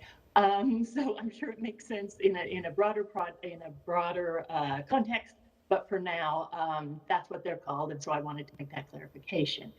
Now, I had listed a number of policy questions in the staff report, and Boyd Ferguson from the attorney's office was kind enough to respond to those policy questions, so I forwarded those to you at about 5:30 p.m. yesterday. Also, as you mentioned, Mr. Chair, from Public Lands, I believe we have we have Carmen Bailey. Nice to meet you, Carmen. Hello. And we also have Ryan Schlegel, I hope I'm pronouncing that right, who's the Special Events Permit Manager. So they may be able to respond to any of your questions. Thank you, Allison. Council members, any questions on this briefing? As someone who has had to do these permits, I think anything we can do to streamline and make them more effective for those applying for it is in our collective best interest. I would agree with that. Thank you. And I don't see any other questions or comments from the council members. I appreciate it, and I thank you very much for the answers. I didn't realize how in-depth of a issue this was, and so I appreciate the great questions and the answers, responses to those questions. Mr. Chair. Yes, go ahead. This is Boyd Ferguson from the City Attorney's Office. I would like to suggest one tweak of the wording as a clarification. So right now it says, if the event is less than 21 days, the mayor doesn't have to be involved. And then it says if it's less than 31 days, then the mayor does have to be involved. Well, because 21 days is also less than 31 days, that could be confusing. So I'd like to suggest that in the part about the 31 days, after it says in line 78 and in 140, well, it's the same for the other one too, 141, that we say, if it's more than 20 days, but less than 31 days, then the mayor has to be involved. So we're only just picking up that 10-day extension. I think that'll be clearer. Would that be all right?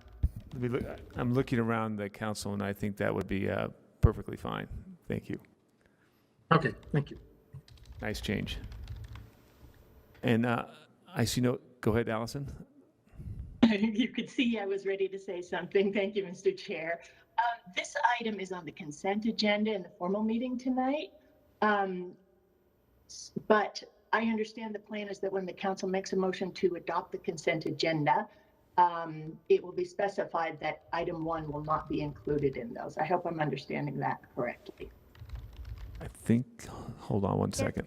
Yes, although I think there was a timeline that was somewhat urgent on this issue. Is that correct? Jennifer's going to tell us.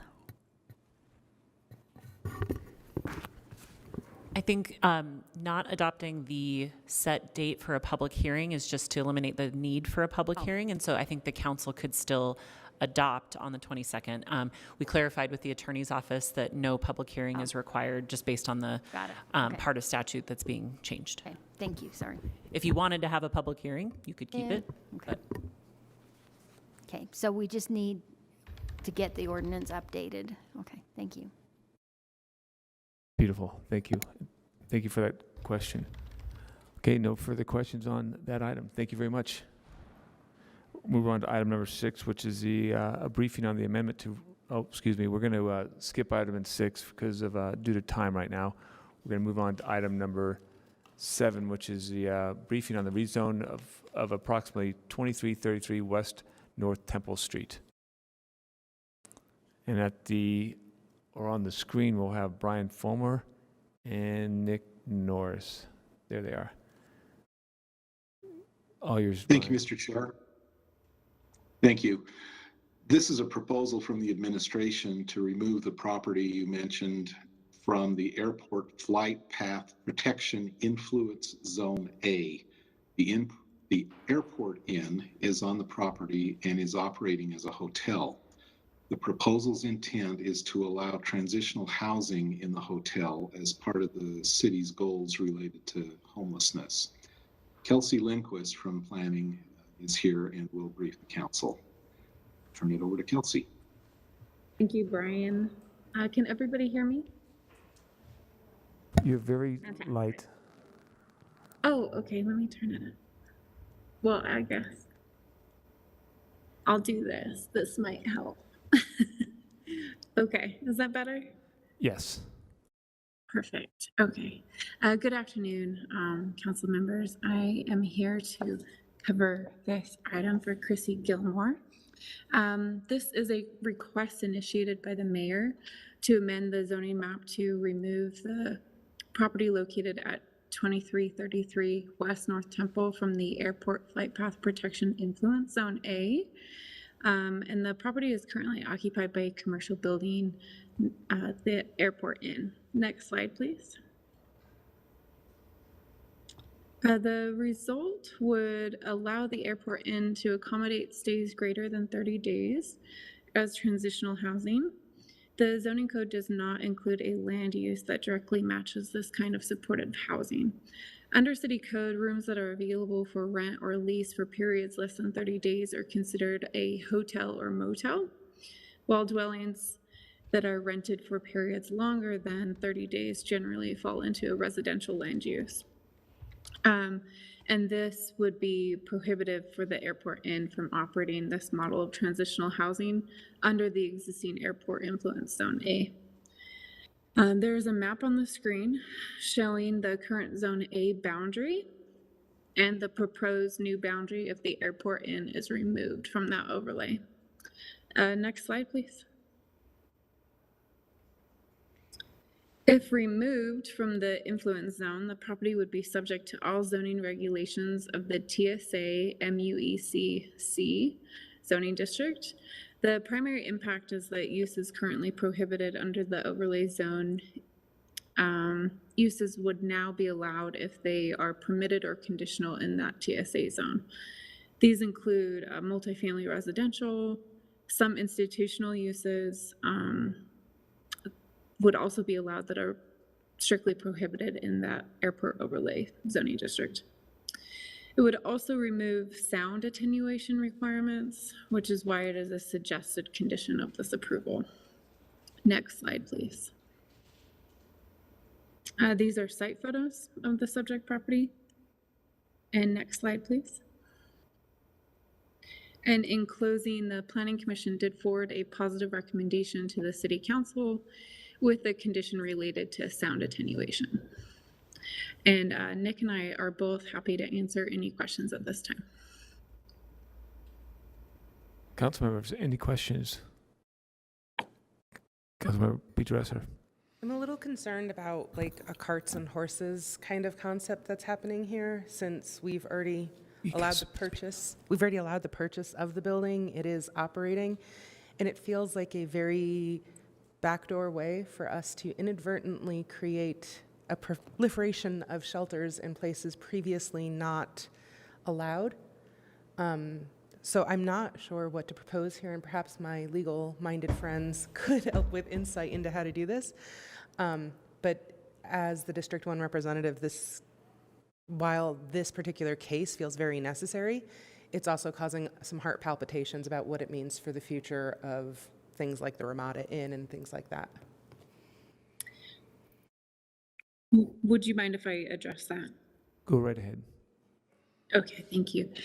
This particular property would be used for longer stays and is directed towards a voucher program. And so I don't believe that the intention is for it to have the type of turnover that existing homeless shelters encounter. This would be a longer stay type use. I hope that answers that question. Then I just want it paired with a lot of economic development that doesn't typically follow this sort of housing scheme.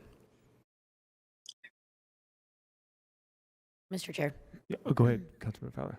I'm just going to go ahead and agree with Councilwoman Petro Eschler on this, and that it does seem like this sort of different way to to create something that I don't think that at the time would have been completely supported by the council. And so I think that for perhaps what I would be suggesting, I don't want to put words into Councilwoman Petro Eschler's mouth, but just potentially a discussion on what the process is with our zoning and this sort of cart before the horse idea that when we had a winter overflow shelter there, it was designated to be temporary, and now it's not. And I recognize that, yes, we can say it's a voucher program. Yes, we can say that it is, meant to house people for longer. And yes, very much so. We need housing for people. We've had a very lengthy discussion over all of this, but just the other. Sorry, there's a dog laughing. Water, it's somewhat distracting, but adorable. No, you're fine. Totally fine. I think that we need to have a discussion. We have the Ramada Inn coming up, right? And where it's supposed to be a temporary overflow shelter for vulnerable people. Sorry, you guys are just getting the brunt of my planning division up there. I know this doesn't pertain to what we're talking about right this second, but I think that it does in the way of making sure that the process is followed such that we're not creating something that is called temporary and then it becomes permanent. And then what was a temporary land use rezone now becomes a question of asking us to completely change the zone. So just maybe a process discussion that can happen with administration and us for future reference.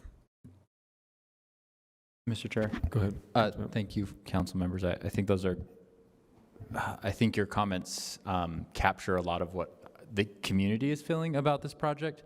I just want to clarify the process, though. My understanding is that I don't see this process-wise as different than other rezone requests because a property was purchased. Properties are almost always purchased or at least under contract to be purchased before a rezone request is initiated, and the intended use, because of the intended use, they're not needing to require a rezone request. And I know that because of the use as a temporary homeless shelter, it is much higher on our radars and like much more salient in terms of what it means for the neighborhood. But I guess I'm still seeing it, and this is a question actually, if other people are seeing it different than me, but I'm still seeing it as a property owner, a private nonprofit, has purchased a building and is wanting to use it for a certain thing that our zoning code does not currently allow, and is asking for a change to our zoning code, which is, I think, the same process as any zoning ordinance, really. I mean, I think it's analogous to any zoning ordinance. I think the history of it being used as homeless overflow shelter makes it feel different, but I'm struggling to see how it actually is different. Mr. But that's Mr. a Chair, can I question respond for to discussion. that? Councilmember Fowler. Thank you, Councilmember Mono. I think that I appreciate you pointing out that distinction, and I think that you're right in a lot of ways, right? It is maybe the same steps and same process. It does certainly feel different because of the ways that we sort of had to, there were some intricacies within that created something different. So I think the process, you're right, is probably the same. I think what maybe I'm asking for is further discussion on how we get from point A to point B when it may not have been something that, point B may not have been something that the community would have been supportive of or something. And I agree. I think it's sort of like our senses are heightened. And maybe we want to require a higher standard. Maybe we want to keep at a higher standard properties that are considered for homeless shelter, because that's a issue of greater impact to communities. So maybe it's appropriate that we have a different standard, but I see this process as analogous to any other zoning ordinance. The question I have, if I may, Mr. Chair, I don't actually see the airport flight path overlay in our zoning map, and I'm having a hard time knowing, like, are we removing just one property that would become an island from that overlay zoning, or is it already on the edge of that and we're just moving the boundary? I can't figure out how to find that in our map. And maybe that's just a technical problem that I have, but do we have a diagram of like where the path is currently, the overlay zone is currently mapped, and where it would now be mapped, how that would change? Yes, we do. I can pull it up, and I believe it's on a slide. If you'll go back a couple of slides. Yeah, here. So that's the existing airport flight path overlay boundary. And so we wouldn't be creating an island. We're removing this one property from that boundary. And I also, Mr. Chair. It's on the edge. It's in the northwest corner of the boundary. The one thing, going back to the discussion we had with Andrew Johnson of deeply affordable and then homeless shelters, that is also a distinction there. Where this one is the intent right now. It's more deeply affordable. They are paying a voucher, and they don't have the wraparound services that we would provide other, like a resource center, because these people are just pretty much been homeless a long time, but they don't have a lot of the same health concerns. They're just aging in place.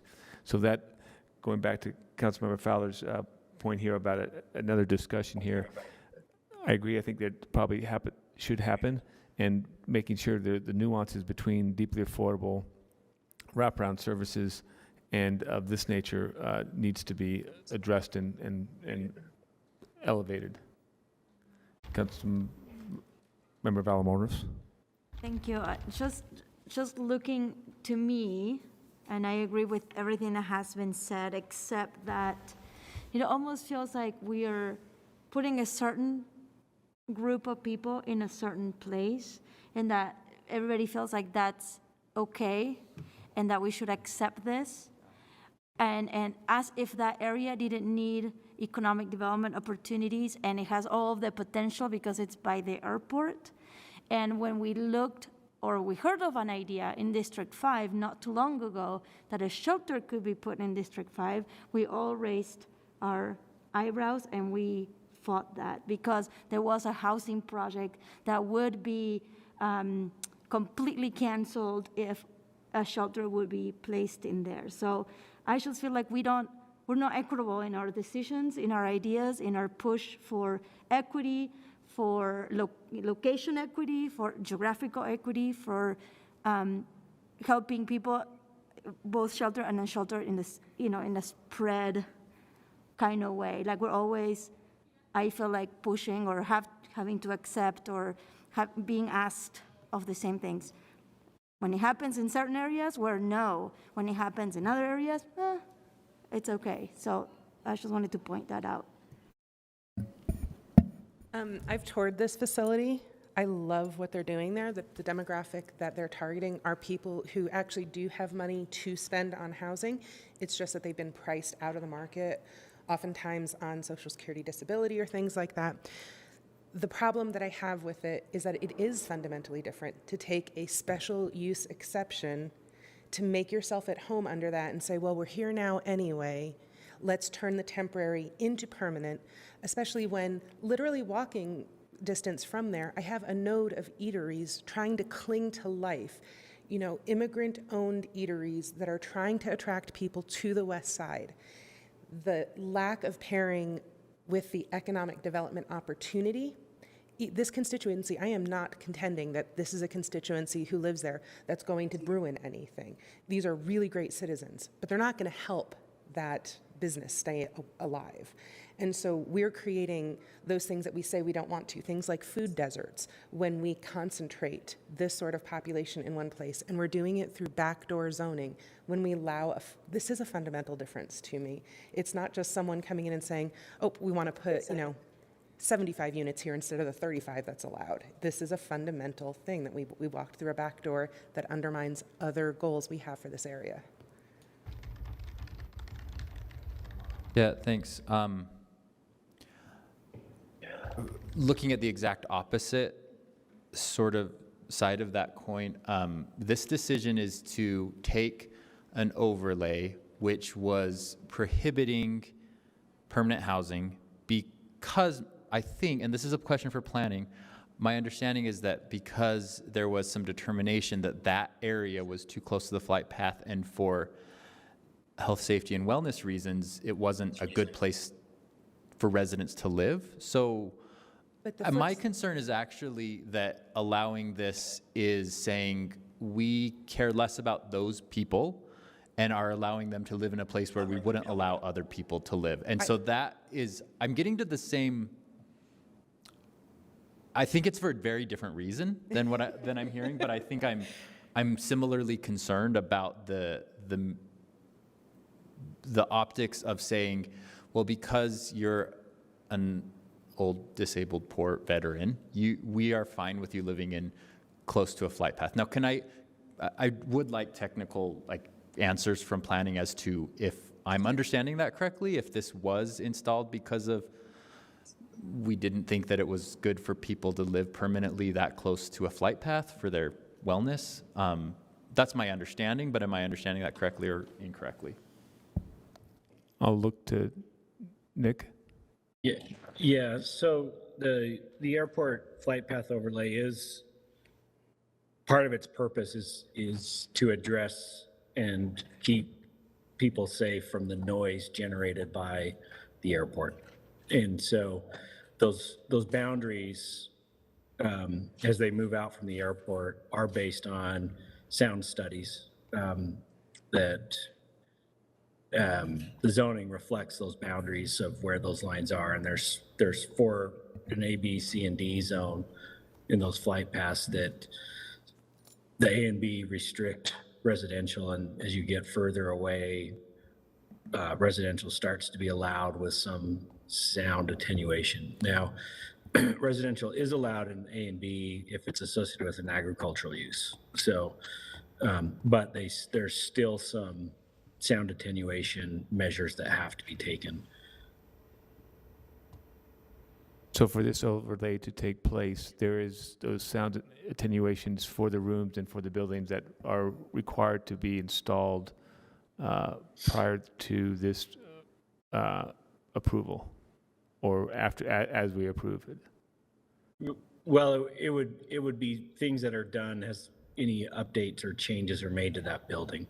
So zoning can't be retroactive, and because this is not something that this petition was initiated by the city. It wasn't initiated by the property owner.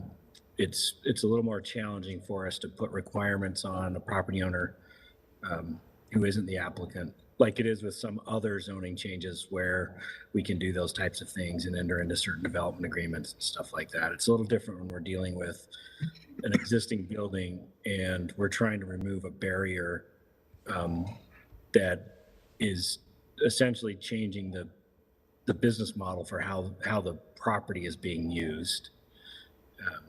And so that's kind of the focus of what this request is right now they're operating basically as a hotel. But their business model is more efficient and effective in providing the housing because they are eligible for those voucher programs if it is not a hotel or motel. And so that's what the aim of this proposal is. Thank you for that answer, Nick. Any other further questions or comments on? Go ahead, Councilmember. If we as a city are initiating this, have we checked with them that they can make good on that sound attenuation requirement? Or will that be financially burdensome to them? Well, that would be something that if they're, for example, if they're one of those sound attenuation requirements is if they're updating like air circulation systems, so their air conditioning and things like that, that's where that would have to be put in place. Or if they're replacing windows, that's where those things would kick in. But, Mr. Chair, isn't it a change of use, Nick, so that the change of use would trigger necessary upgrades? The change of use doesn't always trigger zoning upgrades, right? It's triggered if there is an actual change to a structure or a property, or if there's some sort of zoning requirement that results in, for example, the most common one is if the use changes and they need more parking. I mean, I guess to use a more extreme example, if you have an old warehouse and you decide to turn it into some sort of event space, you're required to upgrade the structure in order to change that use. Would that be different? That's a building code issue, not a zoning code issue. The building code, the zoning code doesn't deal with those kinds of upgrades. That makes sense. Thanks.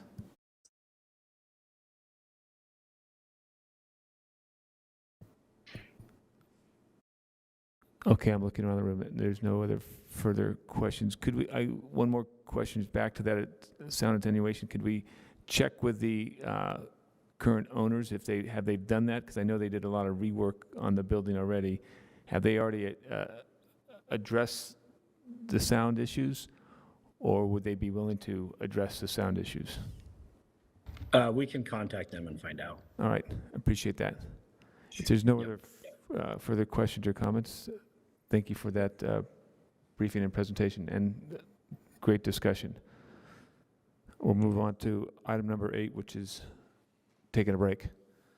And so I think we got agreement on item number 8, and let's come back at 4:30. See you at 4:30.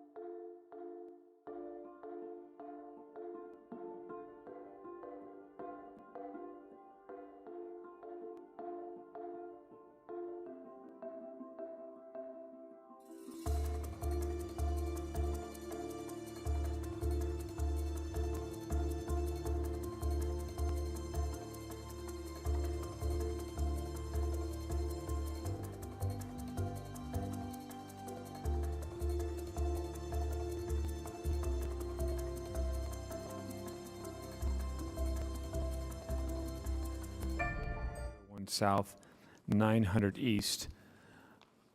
Here with us today is Brian Fulmer and Aaron Barlow. Aaron, I see you on the screen, and I see Brian. Brian, kick it off. Thank you, Mr. Chair. This is a proposal to vacate an approximately 5.5-foot portion of the public right-of-way between the sidewalk and property line at 601 South 900 East. Both the 600 South and 900 East sides of this corner property are included. It should be noted pedestrian and vehicular traffic on the sidewalks and roadways would not be impacted under this proposal. If approved by the council, the property would be sold to the property owners at market value. And with that, I'll turn it over to Aaron. Thank you, Brian. Good afternoon, council and chair. Let's go on to the next slide here. As you can see, the area in yellow is the approximately 985 square foot area that the applicant has requested to be vacated by the city. Within that area is the privacy fence and front fence of the property that the applicant claims has been there for over 30 years, and staff was able to verify through Google Maps at least 15 years that those fences have been in place. Let's go to the next slide. Oh, and mentioned earlier, the Planning Commission did recommend approval of this. Here's a view from the front, and then let's go to the next slide. This is looking at 900 East. The property line kind of starts at the end of that sprinkler box that cuts, and then there's a sidewalk cut. You can see that just to kind of illustrate where the property line ends.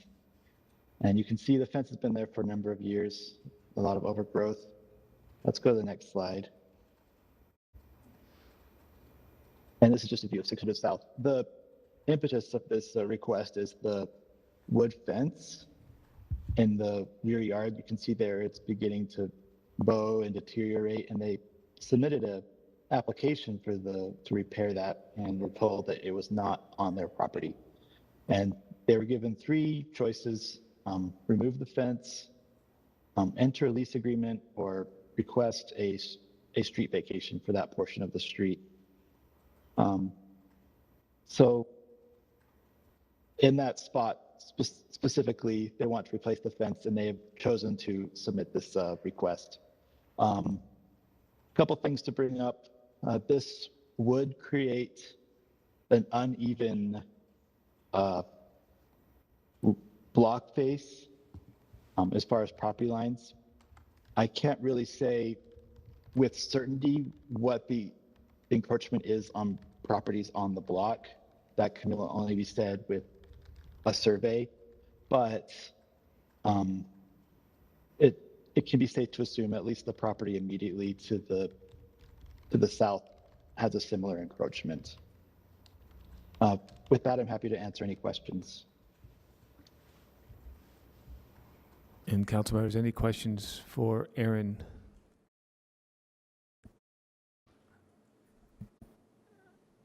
Councilmember Mano? Yeah, I'm surprised to see in the staff report that planning staff recommended to the Planning Commission to forward a positive recommendation, and that was therefore done. Can you explain why in this situation we think it's in this, or the professional opinion of planning staff and thereby and also the Planning Commission is that this should be accepted? Because I just see it as, I know that the bad behavior, quote, in air quotes, was done probably multiple property owners previous to this, but it does feel like a situation where we're selling public land that to a property owner because a previous property owner did something wrong. Like they shouldn't have put a fence outside of their property line in the first place. But because that happened, we're saying, okay, fine, you can now have that property. It just feels kind of backwards to me. So why were there positive recommendations forwarded and suggested? Okay, so first off, from what I understand, they have had a lease agreement in the past, and there are records of that for this fence. And I'm not really sure what triggered civil enforcement to say, you know what, you need to change where your fence is. We're really just processing this application. And as far as staff's recommendation, I'm following what, previous decisions by the city council, which included a street vacation, I believe on 14th Avenue, that was recently approved by this body, and kind of following those same standards as far as the policy, the 1999 City Council policy for street vacations, master plan considerations, and kind of following what has been done beforehand. But additionally, as far as my analysis goes, it generally meets what standards are in place, and so we really felt we couldn't recommend denial, or I felt I couldn't recommend denial in this case. And in addition to that, I had a thought, but I don't have it anymore. I hope that answers your question. Can I Thanks. ask a follow-up to Councilmember Manos? Yes, go ahead. So is the lease program still available to homeowners who have an encroachment issue like this? That's a good question. Okay, so I think that that's important for us to find out, because if it is and they just hadn't paid their lease or something like that, then I would think that the enforcement would be to get them to pay that lease payment. It's better for the city to preserve its options for them to lease the ground than it is for the city to sell the ground. So is there anybody who has that clarity from the enforcement people or from the property management people? I think they're both in CAN, but I don't know if those links have been made. Nick might. Hi, Nick. Hi. Yeah, I can maybe provide some insight into that. We are currently, as a department, broader than just CAN, but including other departments who have some sort of stake in our rights of way in situations like this and encroachments. We are updating those policies about what can and cannot go into the right of way. Our code currently doesn't allow new fences to go into the right of way. And so it's a different situation, just like Aaron pointed out, in these properties that have had these long-standing fences. And so we haven't finalized that policy yet, but one of the things that we do hear from property owners who run into this situation is that instead of paying some kind of a lease, they would rather go through this process because they see that it's a more longer-term solution for them. And so there's nothing in our code that prohibits somebody from going through this process. And so I think that's part of the issue, is that I think some property owners would rather seek out this process versus entering into a lease agreement. And part of that comes down to the paying for that property, particularly in situations where a fence may have been there for who knows how long, decades. Councilmember Mono? I'm still formulating the question in my brain. Can I do two quick ones? Yes, go right ahead. Related to what Councilmember Mono was talking about.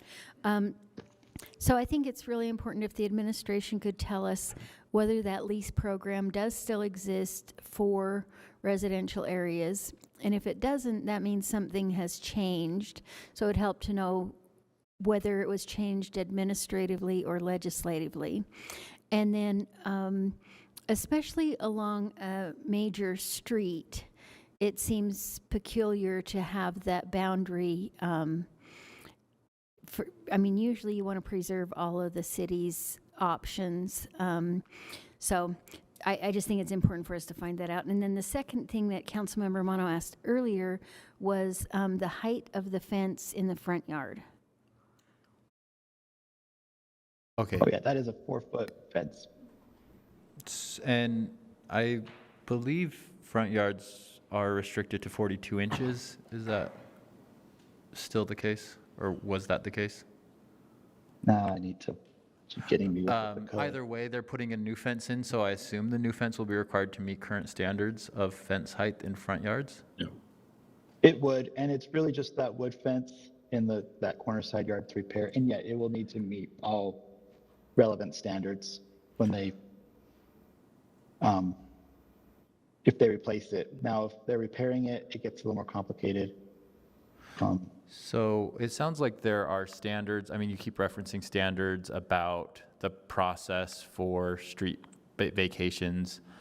Do those standards, are they in ordinance, and is there like a statute that says under these conditions, the council shall allow the sale to happen, or is it still a legislative decision one at a time that we can make? It's ultimately up to your discretion. The policy that was adopted over 20 years ago now is just kind of a guide for, when we're reviewing it. But you're not beholden to any standards.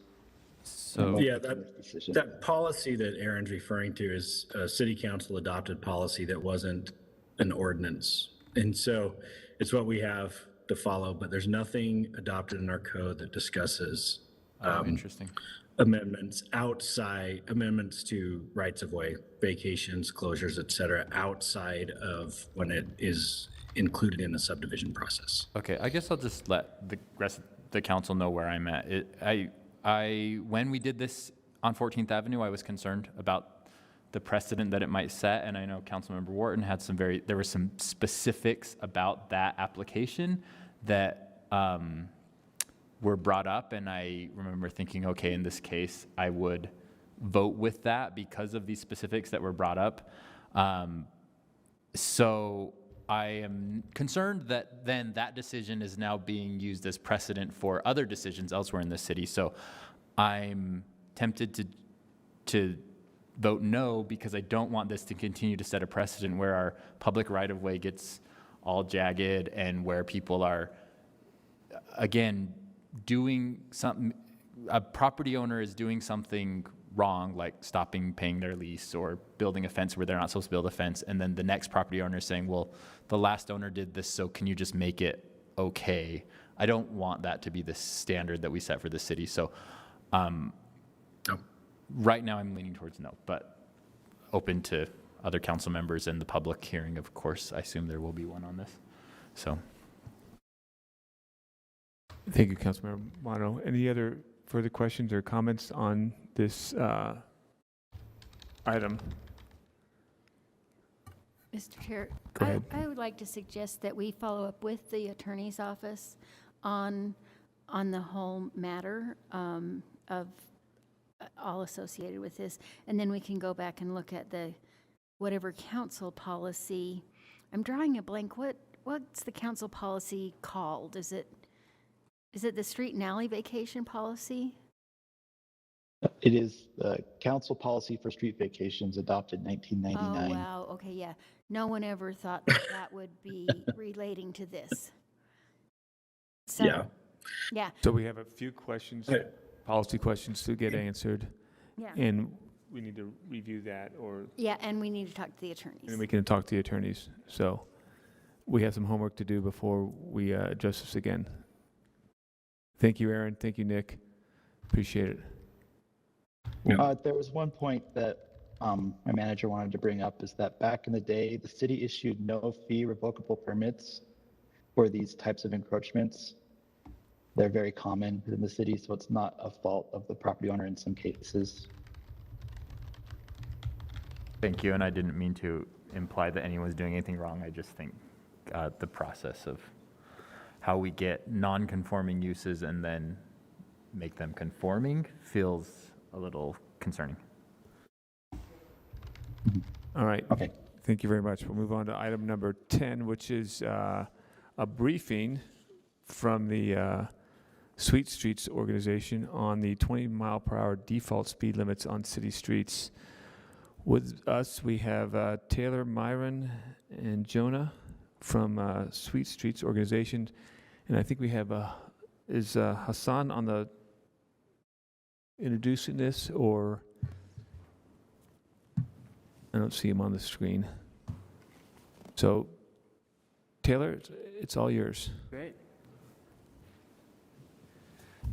Thank you for the opportunity. Is this okay? Oh, great.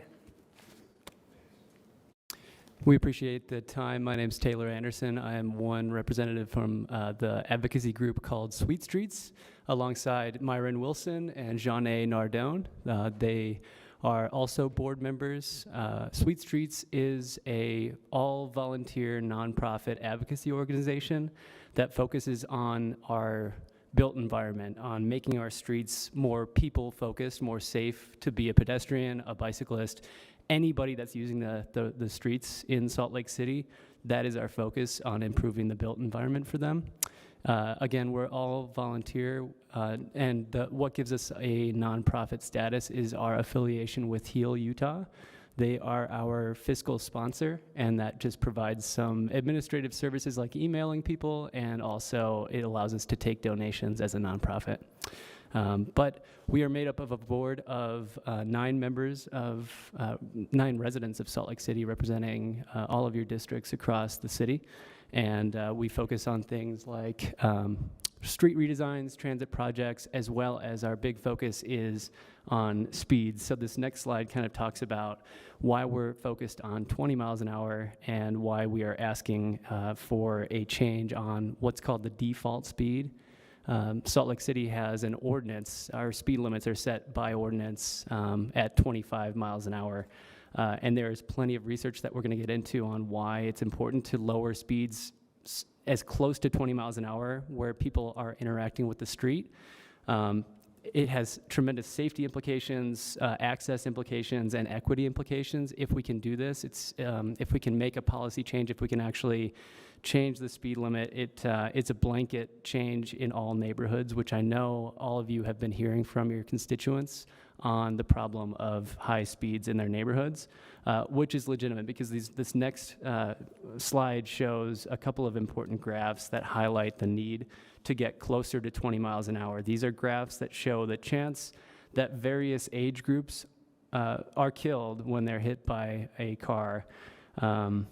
And this is nationwide, widely cited research. On the top end of the left side, that bar is showing results from a 20-mile-per-hour collision, with the top line being a 70-year-old person, the bottom line being a person who is hit by a car and they're 30 years old, having a 3% chance of being killed, and then the average right in the middle is 7%. If you look at the graph on the right hand, those go up almost exponentially when speeds reach 30 miles an hour and higher. You can see the bell curve, and for, again, our elderly residents, their risk is more than tripled to 37% with that top line graph. It's so important to get speeds closer to that 20 miles per hour. This next graph on the next slide also kind of highlights that. This is from the U.S. Department of Transportation, and you can see at 20 miles an hour, your chances of surviving a collision are about 90%. That drops to 20%, or your likelihood of being killed when you're hit by a car going 40 miles an hour is 80%, again, according to the U.S. Department of Transportation. So these are a couple graphs that show just how quickly your chance of, and this is looking at fatalities. We also want to keep in mind people's lives are permanently altered when they're injured after these kinds of collisions. And we'll show you some of the data that the city provides and that we've collected on how often this occurs in neighborhoods all over the city. And Taylor, can I interject there? Just, we're talking 30 and 40. I mean, just take a moment and think about your commute downtown, or and what streets that you travel on that are 30 and 40. And the number of people that you see there or would like to see there. Would you like to see more people walking and using transit on those streets? There's a lot of potential for fatalities, and we'll actually show you what's happening. Thank you. So yeah, if we look at the next slide, we're talking about why to make it a priority. We're asking you all, City Council, to make this a priority because it's popular. High speeds in neighborhoods is one of the top complaints. Oftentimes, it's the #1 complaint that the Transportation Division is getting. I know a number of you have been hearing frequently from your constituents about high speeds in their neighborhoods. Again, you might think it's potholes. It, in fact, is high speeds of cars going past people's houses, their schools, their churches, the places that they shop. They're always calling the Transportation Division and asking, how can we bring speeds down? I know you all are working on other policies as well that get to this. Another important thing to remember is or to point out, the equity aspect. People of color, children, vulnerable populations, people, elderly people, people with disabilities, and people who live in low-income neighborhoods are disproportionately victims of traffic crashes. So making this a priority to change this has some equity implications as well.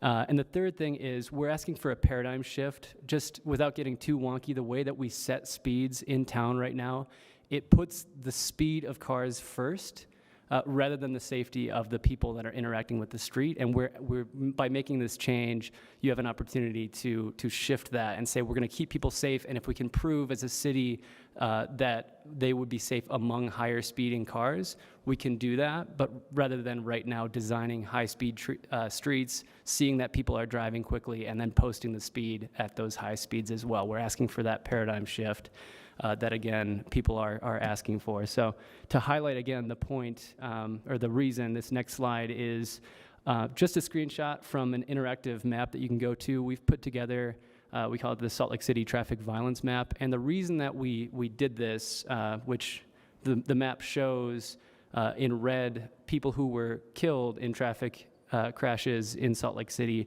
primarily in 2021, and then in yellow, people who were injured in 2021. The city has official sources of data for this that we'll show as well.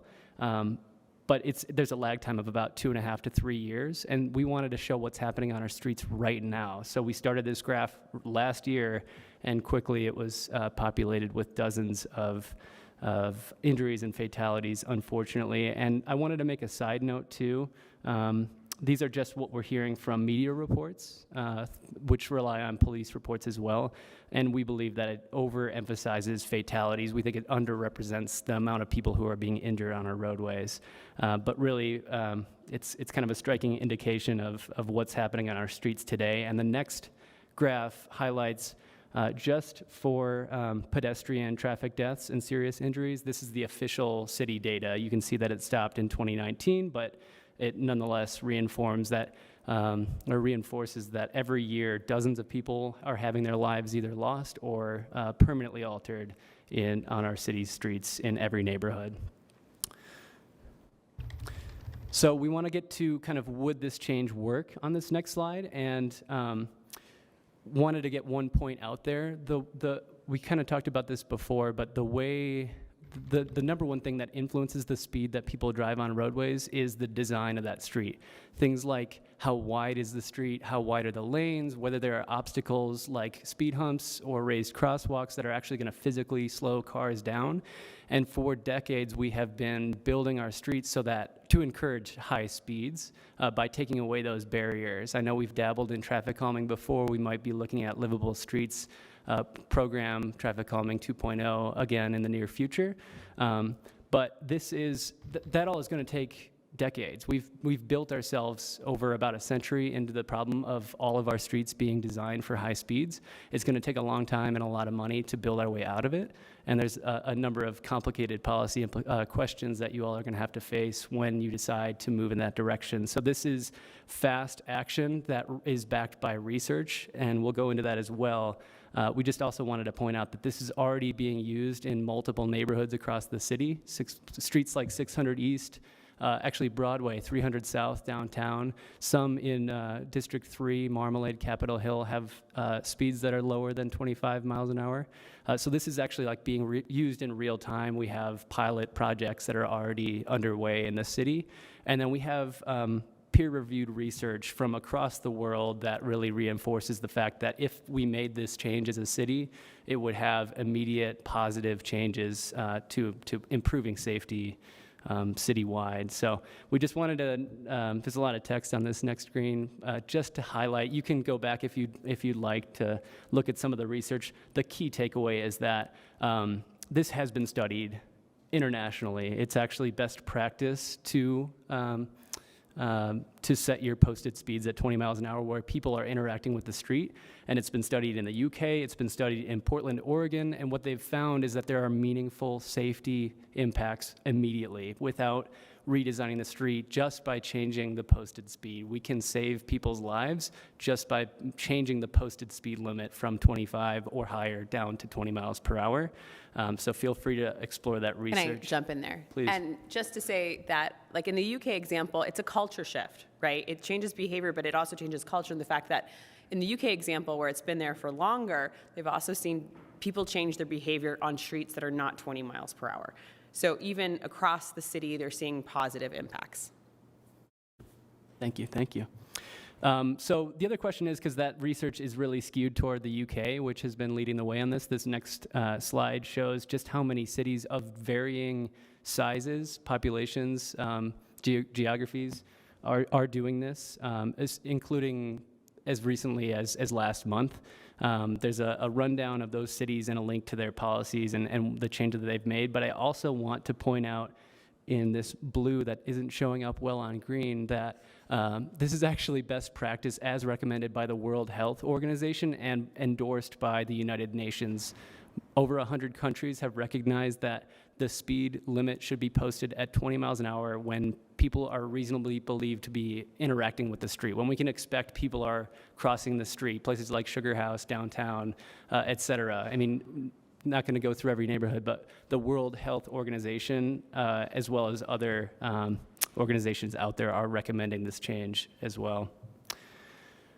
So to start to wrap up with this next one, how does this change? Again, we talked about this a little bit, but you as the council have the authority to make the change.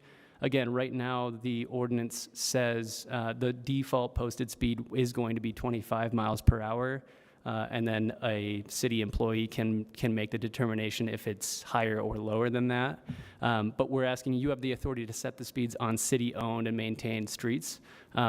So this is a potential ordinance change that could be made. And again, we just wanted to emphasize Salt Lake City residents are asking for safer streets. We have delivered signs. We've collected petition signatures from every district, from every neighborhood, particularly on the west side, and we can go into that a little bit more. But you all know, as well as I do, that Salt Lake City residents want speeds to come down, and we just wanted to make the request that you all consider as a council making that change on behalf of the city. The final slide we just wanted to show, we're not alone in this. We had we're building a coalition in process, and it kind of represents various groups across the city, including AARP representing the elderly, Disability Law Center, Moms for Clean Air Force. I don't have to keep reading them, but there's a number of groups that are calling for this, as well as hundreds of Salt Lake City residents. So with that, thank you for your time. If you consider this, we would like to offer ourselves as a resource and are happy to answer any questions you might have. Thank you, Taylor. And I'm going to take my first question with Councilmember Pui. You had a question? Go right ahead. Yes, more than a question. Thank you, Mr. Chair. More than a question is, you know, I wanted to share my support to this mission with the streets team there. I wish I was there to meet you in person, but you know, this is a very important issue in my district. I couldn't tell you how many people have told me that they don't feel safe in their own streets and their own sidewalks. Some people tell me that people are flying through residential neighborhoods where the speed limit is posted as 25, and they're driving 30, 35, and someone will say, well, what is the change? You know, what does it matter if we change it to 20 from 25? But I believe that it's subconsciously many people just drive a little above the speed limit. And if we can just bring that average down, we can save some people's lives. And that to me is very important. So I would like to thank you for presenting this to us. And I believe that this is an important thing to do. It is to invite people to use our streets and our sidewalks and to feel safe riding the bike. We're always talking about these things in our community. So I just wanted to say that. Thank you. And I think they will love to see the data that you collected as far as feedback from the communities, especially the West Side communities. Happy to provide it. Oh, Councilmember Petresser. We'll start down there. General support, have been a fan since, Heel was, just starting to talk with you all. However, this is one of those instances where we can inadvertently assume a savioristic paradigm for my West Side community and come in and tell them that we know what's best. The stakeholders who have bought in already predominantly on my side of the city are those you might suspect, those who are in favor of public transit and bike lanes and don't need a lot of persuading that this sort of public infrastructure investment and policy is in our best interest. Those who we're leaving behind are those that we're alleging that we want to protect, the 2 little girls who were killed on 500 North by the speeding car, but whose family might not find a lot of buy-in and who might find it onerous to be subject to one more traffic stop and potential bill if they violate this. What sort of outreach, public education, engagement so that we are creating peers who are equally invested, not constituents that we're saving, particularly on the West Side, is planned? I'm sorry, what sort of outreach has been done or? Done, planned, anything. The people who have the 20 is plenty in their front yards, it's a pretty predictable demographic. The kids. Is it though? Yes. I mean, because again, I'm going to speak to my neighborhood, which is Liberty Wells. But I was surprised, sometimes I might have guessed it might have been white and wealthy, but it wasn't. It was everyone under the sun, all kinds of demographics were coming out and speaking to me and pleading with me. So I agree, and what Councilmember Pui pointed out is that everyone wants the safer streets. Not everyone is going to be convinced that this is the way, especially when it opens up a potential bill to them when they get caught speeding now and running to pick up their kids from after school and daycare. Not only am I the representative for District 1 and a Latina, I run a small nonprofit and work with these families, those who are resistant to these sorts of things. And I don't want this to be another thing that we impose on them. I want it to be something, and I can guarantee you those constituencies that I spend significant time with, and after a summer of knocking on every door that would open to me, it's a predictable constituency in my area that has this sign in their yard, and there is a case that we have to win hearts. What is the strategy for it? What's been done? All of that. Sure. No, it's a great point, really. And we would never want to inadvertently create any issues for anyone in the city. We have targeted tabling events. West Point, we had great interactions, honestly, with everyone we interacted with. I was surprised. I expected some, wow, you crazy? We didn't get any of that at the West Point event. I can't even remember when that was because time is so it was in August. Okay, great. Yes, right. Lead up to the election, there were a lot of campaigns at the event. Nonetheless, we do target the West Side because we understand that these are legitimate issues, legitimate concerns, and we're going to continue to do so. We've been trying to take steps to amp up our public outreach, our public events, as just a volunteer nonprofit group. We have been thinking about this, and again, I understand the concern about the top-down approach. We do believe fundamentally that everyone has a right to live in a neighborhood with streets that are safe, where they're going to be less likely to be killed or permanently maimed by just simply interacting with the street. Or you mentioned the 2 kids who were killed. Unfortunately, there were 2 kids who were hit just trying to cross 4th South on their way to school as well in a school crosswalk that hadn't been painted yet. We aren't looking to have this be an enforcement action. We're not calling on any additional funding for police to target anybody as a part of this. We actually have called on the City Council to start viewing streets as a public safety issue, to maybe consider funding our future funds more in the realm of street funding and changes that we could make. But we are 100% committed to supporting things like Councilman Pui's effort on Capitol Hill to take the potential bias out of policing. We do support fully automating traffic tickets so that that bias is removed, and we are 100% committed to continuing outreach through those events on the west side and across the city as well. If you'd like help with identifying the stakeholders who will help you go deeper, I'm offering myself to you for that. Thank you. Mr. Chair? Yeah, one more. Actually, Councilmember Mano has a point here, and we'll come back. Okay, go ahead, Ollie. Oh, it's my turn now? I thought it was Mano. So no, I understand Councilmember Peter Eschler's point. I don't know if I'm a predictable constituency of district of the city, but I have a Sweet Streets yard sign in my yard. It might have gotten destroyed by the snowstorms, but I requested one, new one, a couple weeks ago.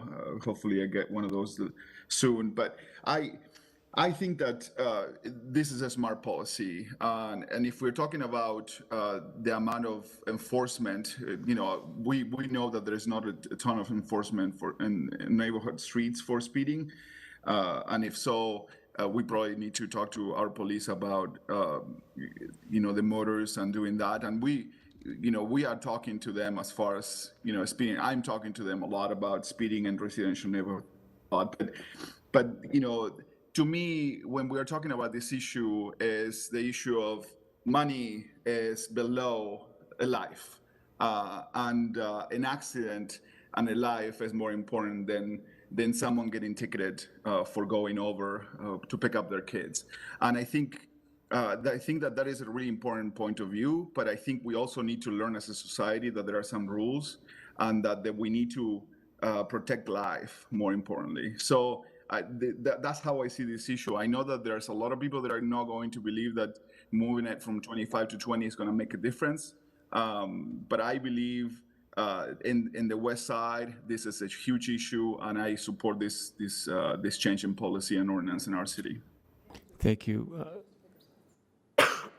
Go right ahead. Completely agree with you, Representative Pui. Just want to make sure we're not inadvertently creating a public education paradigm that leaves people behind. I think there's a chance to win people's hearts. Agree with the policy, in support of it. Thank you. Councilmember Mano. I don't want to cut any discussion off, but I appreciate this presentation. I also have a 20 is plenty sign in my yard, and again, I may also be the predictable constituency that you're talking about, and I don't know if that's a good thing or a bad thing, but I do have the sign, and I want to say thanks to Council Chair Dugan for allowing this to go on the agenda. Something that I had asked for because it's a policy change that I support. And I brought my cheat sheet that Cindy Gus Jensen gave to me when I was being blown away by the fire hose. I wasn't even drinking at that point, but learning how to be a council member, and I was told that you have to get at least three council members to support something in order to request work on it. So I don't want to cut off the discussion, but I would like to, at the end of this, do a straw poll to see if we have at least three council members that are supportive of requesting staff to work on this ordinance. Okay. Well, okay, I'll do that straw poll now then. Yeah. Councilmember Wharton, did you? Oh, my question is just, yes, I also have one, but mine is on the light poles that my neighborhood just decided we're doing 20 on our streets. They put them up on every pole. Yeah. They're real self-starters. But it does relate to my question. I do have a point. And it's that when we change the speed limit, I'm worried, there'll be a news article and we'll put it in our newsletters, but we have a lot of cut-through traffic that just isn't going to notice, and the speed limit signs are just part of the wallpaper. In other cities, when they've done this, has there been have they done maybe signs that are a little bit different, that or more to grab somebody's attention so that people actually notice that the limit has changed? Good question. I mean, I'm not sure. I'm happy to follow up on that and get back to you. I just do want to point out, Portland did just hang the regular signs for all I'm aware of, and they did see a meaningful reduction of the people that were going those incredibly dangerous speeds above 35 miles an hour. I don't know about your other question. I'm sorry. Oh, that's, I'm glad to hear that. My assumption is that a lot of people maybe won't notice, and so I hope that there's a way that, if there is a way to do that, then I'd be interested. I was just going to say, the UK did have several cities, but I'm not sure if I'm quite sure that their sign requirements are different than ours. So there is some research, and they were trying to accomplish the thing exactly that you're talking about, is something unique enough to grab people's attention. But yeah, if we have to replace the signs anyway, we could get different colors, rainbow signs. Oh, I don't know. Yellow, red, or different signs. Yellow, it's yellow, red, and also the shape of the signs. Oh. Because if you're colorblind, but the octagon, right? That's why the red light's always on top. Because if you're colorblind, you know the red light on top. We certainly Look at can all have a those flashing. things. Sorry, I'm a nerd on some. John Larson's up there. He could tell you more about that. Sizes and shapes of signs and colors. I have a question. Go ahead. Mr. Chair, may I? Yeah, go right ahead. Thanks. So I obviously just gave a straw poll to support looking into an ordinance change to look at changing this, because I do support it. And that's that I've been known to have a lead foot, and I still support slowing down.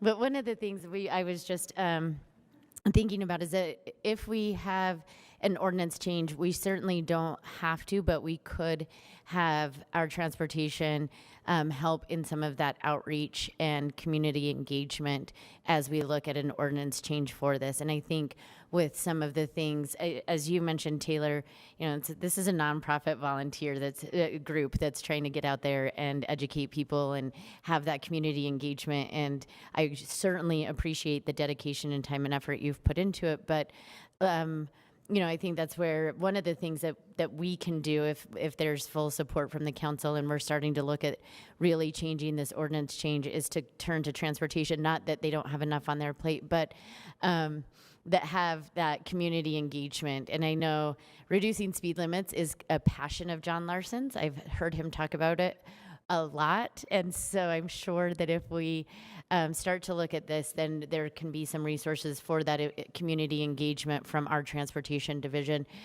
which is something I would like to make sure we kind of look at, not overwhelming our transportation department, but certainly helping with some of the volunteer efforts to have some community engagement and include some of the things that Council Member Petro Eschler was talking about, making sure that there's buy-in from all of the different demographics that this will and can affect in a positive light.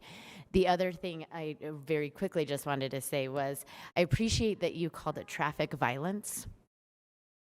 I do. I mean, that's what it is, right? And it's not just sort of this a car accident, right? Accident. It's violence, right? Yeah, and especially as we are continuing to spend a lot of our funding our future dollars on I live on 9th East, right? And we just spent a lot of money redoing that street, and it's still 30 miles an hour, right? And so we want to do complete streets. It's been something that has been a priority in Salt Lake City, and this is another step for implementing those complete streets where it is more pedestrian friendly. And yes, there are certainly accidents, but there is also this traffic violence, which I think it caught my eye in the corner of that slide. So it was an interesting shift in my train of thought on that one. So those are just my 2 cents. And I would just can I emphasize there too that we do plan to do additional outreach. It's been hard with the pandemic, but we are getting into our stride, and so we are planning to do outreach and education and do some of that winning of hearts. But also, I would just say that is something that the city has really started to invest in, is community engagement and outreach, and I think that it is doing it really well. So I just take a moment of acknowledging that. Thank you very much. I have one more question on just, go ahead, Councilmember Valamores. I'll let you. I just had a comment. I my comment is I have no comment because I am so in support of all of this. I have too many constituents telling me tragic stories and how they would benefit, the neighbors would benefit from this. So sorry if I'm a little quiet, but I am full support. Thanks. Thank you. Yeah, you have a lot of support here, about 7 people, but I'm not sure. I'm not going to count right now. But I do have one question. I mean, this is street sweeps going from 25 to 20. Has there been thought and discussions in other places where they just blanket move all the street speed limits down 5 miles from 40 to 35, 35 to 30, 30 to 25? Have you thought of that, or have you seen that also, or is that too big of a? I don't want to go that far, maybe now, but I do remember seeing that in a headline about one of these other cities making the change. So I know that it has happened. I would double down on what Councilwoman Fowler mentioned, which we looked at the expertise at the Transportation Division. If they think that would be an improvement, we would be all in favor of bringing down speeds on arterials and other streets too, yeah. okay. 100%. Thank you very much. Any other? John. Go ahead, John Larson. Mr. Chair, is it okay if I share a couple thoughts? Yes, please. I guess, first of all, I support this conversation and I'm excited about the direction this is going, and have the support of the administration on that. And that comment about lowering speed limits by 5 miles an hour, we've actually started doing that. There has been, there's kind of a 1900s era policy that we're slowly moving away from as an industry. And we're a NACDO city, which is National Association of City Transportation Officials. It's been really the states that have been dominating the conversations. And now the cities have kind of been stepping up, and there's some relatively new guidance. So now this West Temple on the south end, we lowered that speed limit recently. We lowered the speed limit on 13th South. So we're kind of starting to, not trying to do everything all at once, but just evaluating where appropriate and making some changes. And there are some other streets that we're taking a hard look at. 4th South, west of I-15 and 9th West as well are on that list that we're evaluating. I think an important thing to note, and probably maybe the most important point that I want to make, is that changing speed limit alone, it's more symbolic than anything. And I think like a 20 mile an hour speed limit would be a really good kickoff for the Livable Streets program, the reboot of traffic calming, because I think it would get a lot of press and attention, and it would be a bold statement. But then what would really make a difference long term is backing that up with long-term changes to the street design, so that the streets themselves actually look and feel differently, to encourage people to drive slow and help make it so that people feel uncomfortable driving fast. And so I think that you need to follow it up with that ongoing investment in retrofitting our streets to be more human-centered. Thank you very much, John, for those comments, and I would agree with you on all those points there. If there's no other further questions, thank you very much for your presentation. I appreciate it, and thank you for all your engagement and work on this very important program. Thanks for your time. Thanks for the opportunity, and we look forward to the discussion. Please feel free to reach out if we can be part of it. All right. Thanks, Tyler. Thanks. Taylor, excuse me.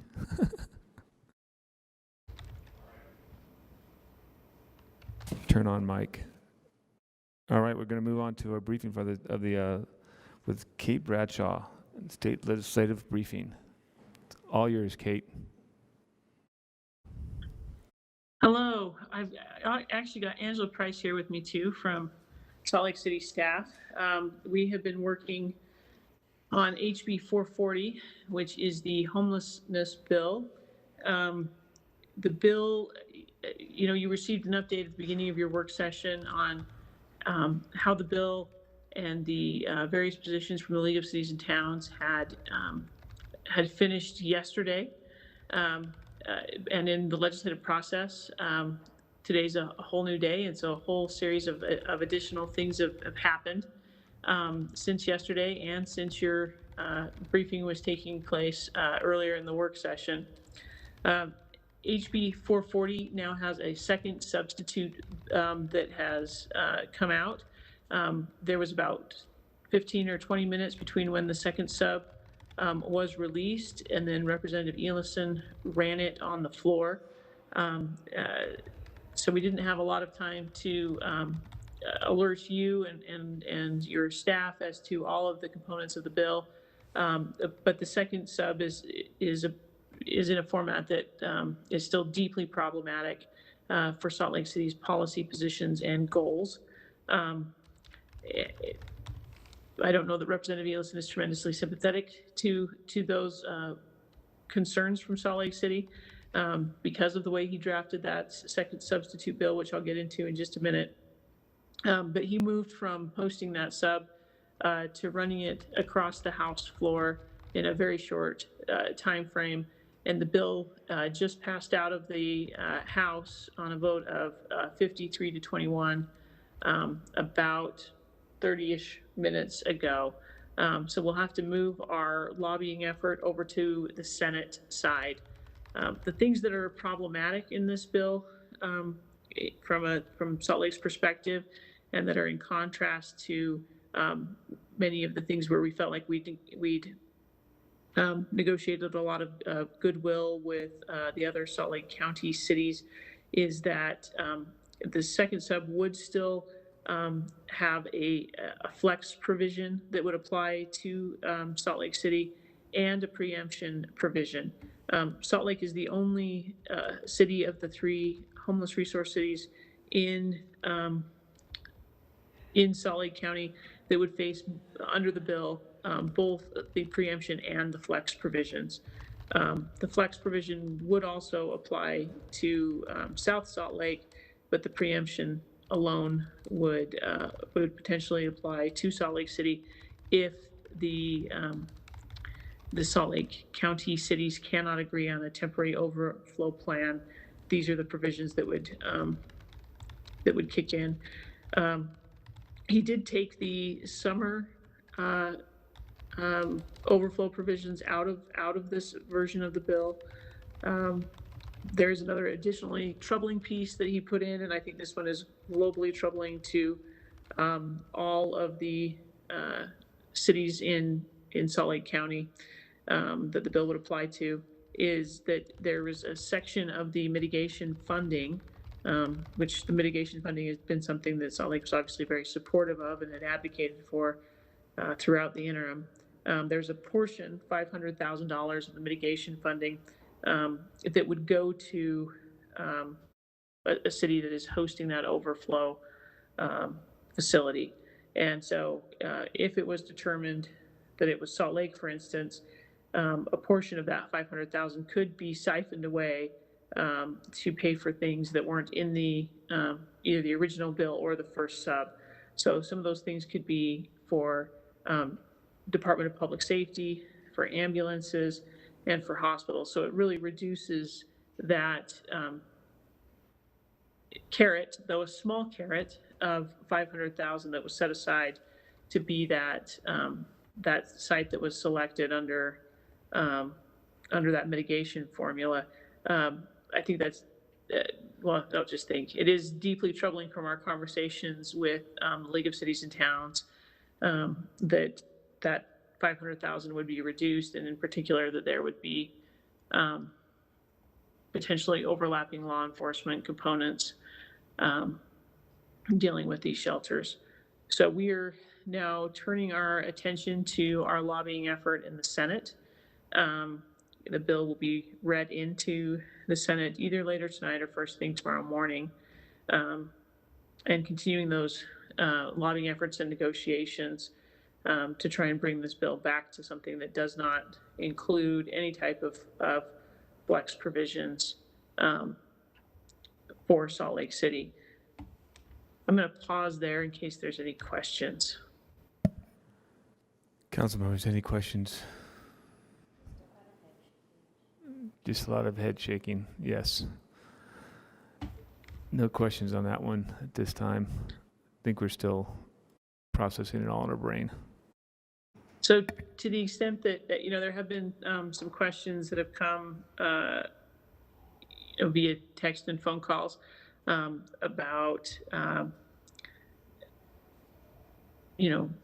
when is the time to engage with community councils or other groups and let them know that the format the bill is in is not one that's acceptable, that threatens that promise that Salt Lake City made between with the neighborhoods that host the current homeless resource centers. And I would say it's likely now.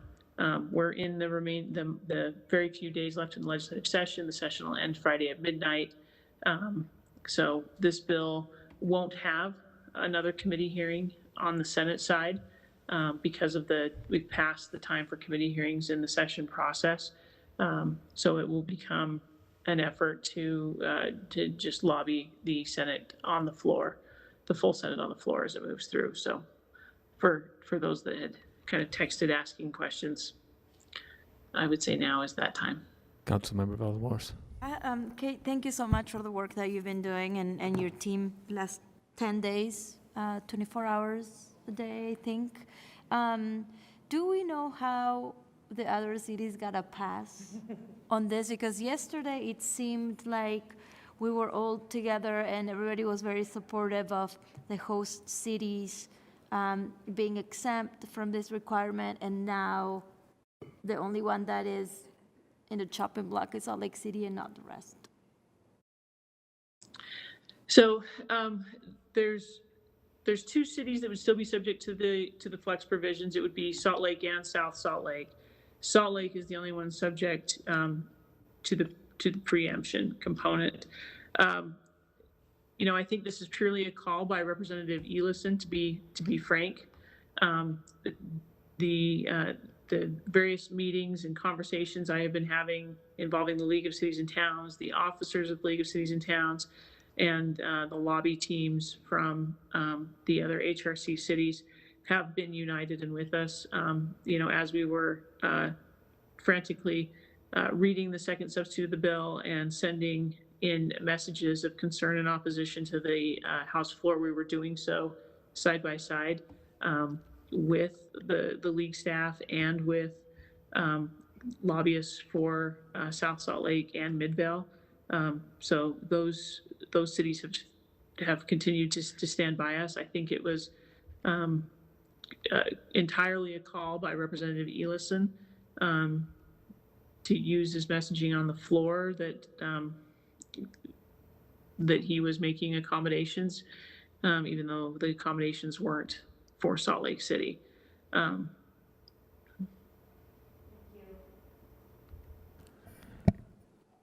Thank you, Kate. I will also note there was an amendment that was tried specifically targeting carving out West Valley City from being subject to the parameters in the bill related to the flex and the preemption.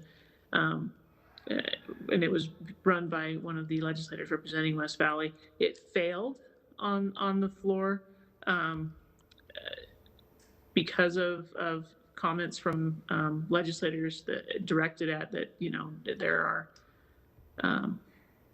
that this is not a one city issue and no city should be carved out. But obviously that wasn't a sentiment that carried over to all the provisions of the bill. Thanks, Kate. No other questions on that bill.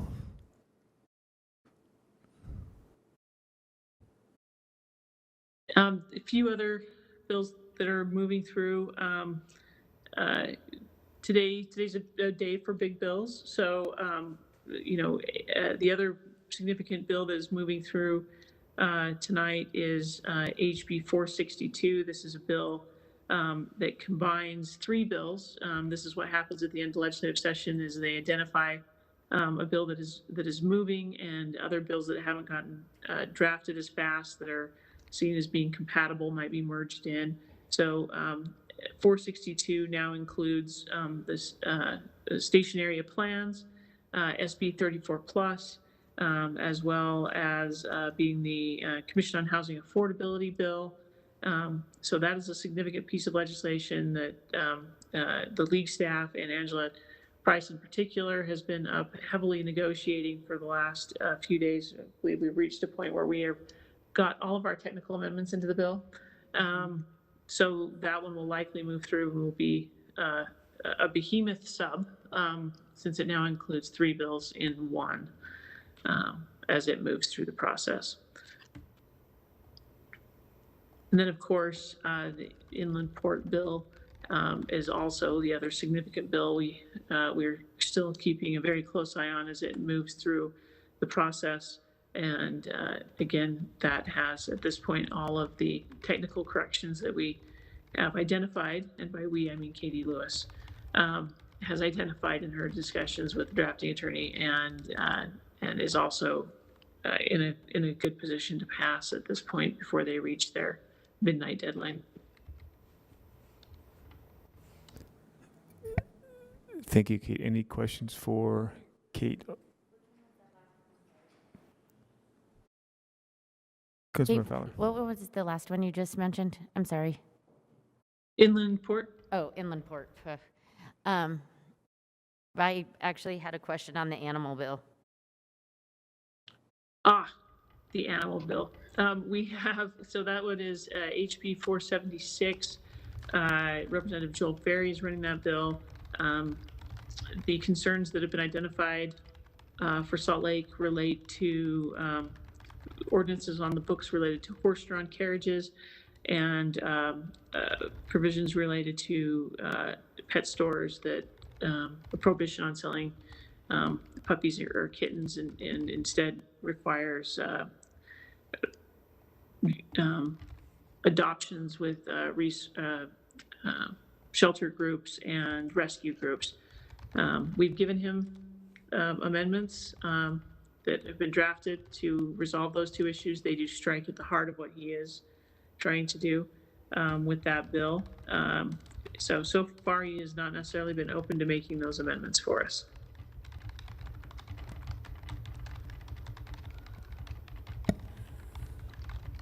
Well, thank you very much, Kate. Is there any other? Mr. Chair, I have one more question. Go right ahead. Who is running that bill? Representative Joel Ferry. He's from Corinne in northern Utah, and he is a farmer and a rancher. But then what?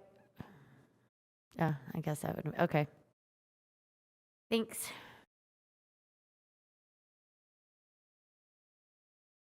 Kate, I don't see any further questions or comments. Thank you very much. Angela, thank you for all your work also. Okay, Council. Thank you. Thank you. All right, Council, we'll move on to, we have a few board appointments. The first one being for the Housing Trust Fund Advisory Board and Katie Darter. Mr. Chair?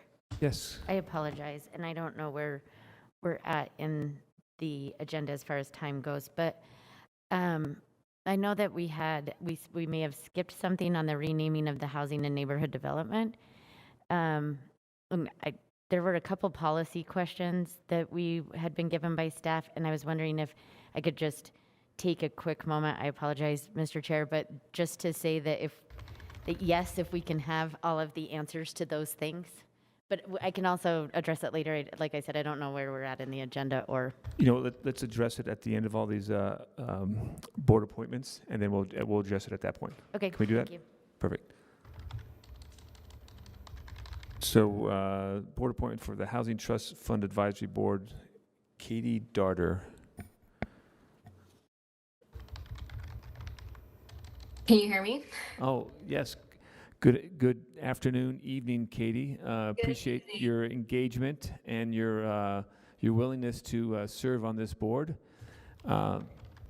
It's a nice hybrid motion or a moment where you have all 7 council members, or 6 council members in the room and 1 on the screen with you. So Great to have you here. Introduce yourself, tell us a little about yourself and why you want to be on this board. Fantastic. Good evening, everyone, and thank you, Mr. Chair. Yeah, I guess it is evening at this point. And thank you to all the Salt Lake City Council members. I just want to thank you all for your leadership and service. So a little bit of background about myself. I am a licensed architect. I've been practicing since 2012. For the past 8 years, my main focus has been housing in a lot of different forms. So high, low density, for sale, for rent, affordable, market rate. I've really kind of designed it all. My work has spanned in a lot of different states, really with a focus in the West. So Utah, California, and Idaho, and mainly been focused in the Salt Lake Valley the past few years. So there's a thread that sort of ties all my work together, and that it's just, I really believe everyone deserves to live in a well-designed space and community. I'm very excited about this opportunity to have a small impact on how funds are allocated for affordable housing in our city.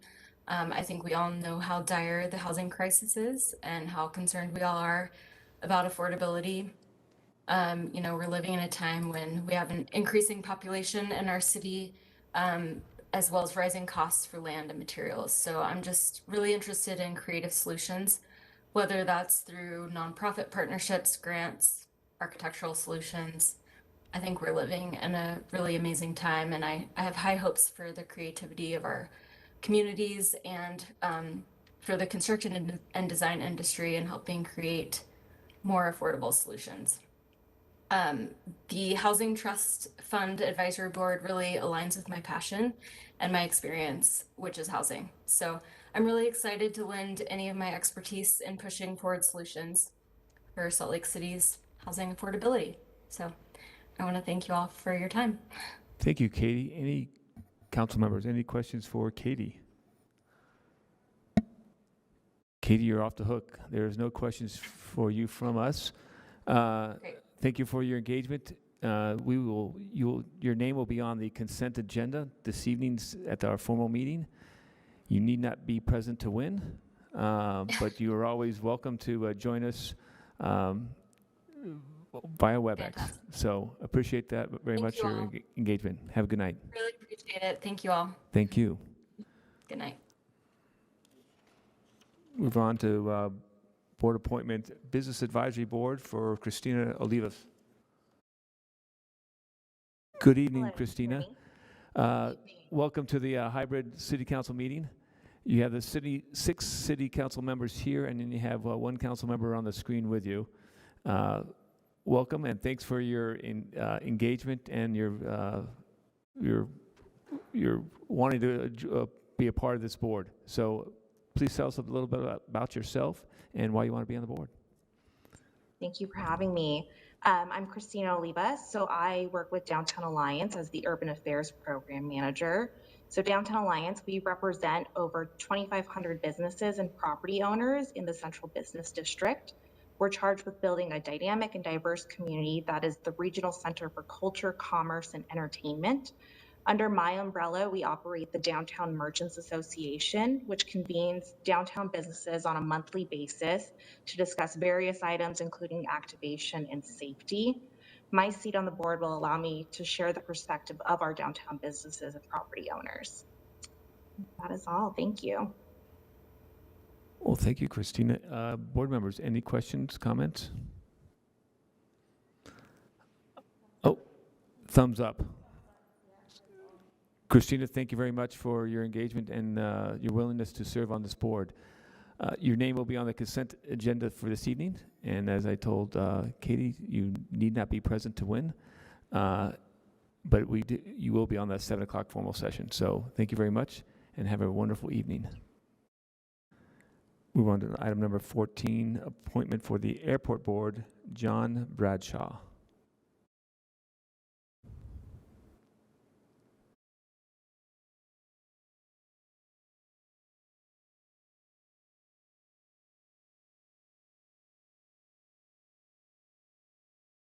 Is John online? He's coming. Coming? Sorry, we've had a text that they are on their way. You have 2 remaining board appointments, and they're just signing in now.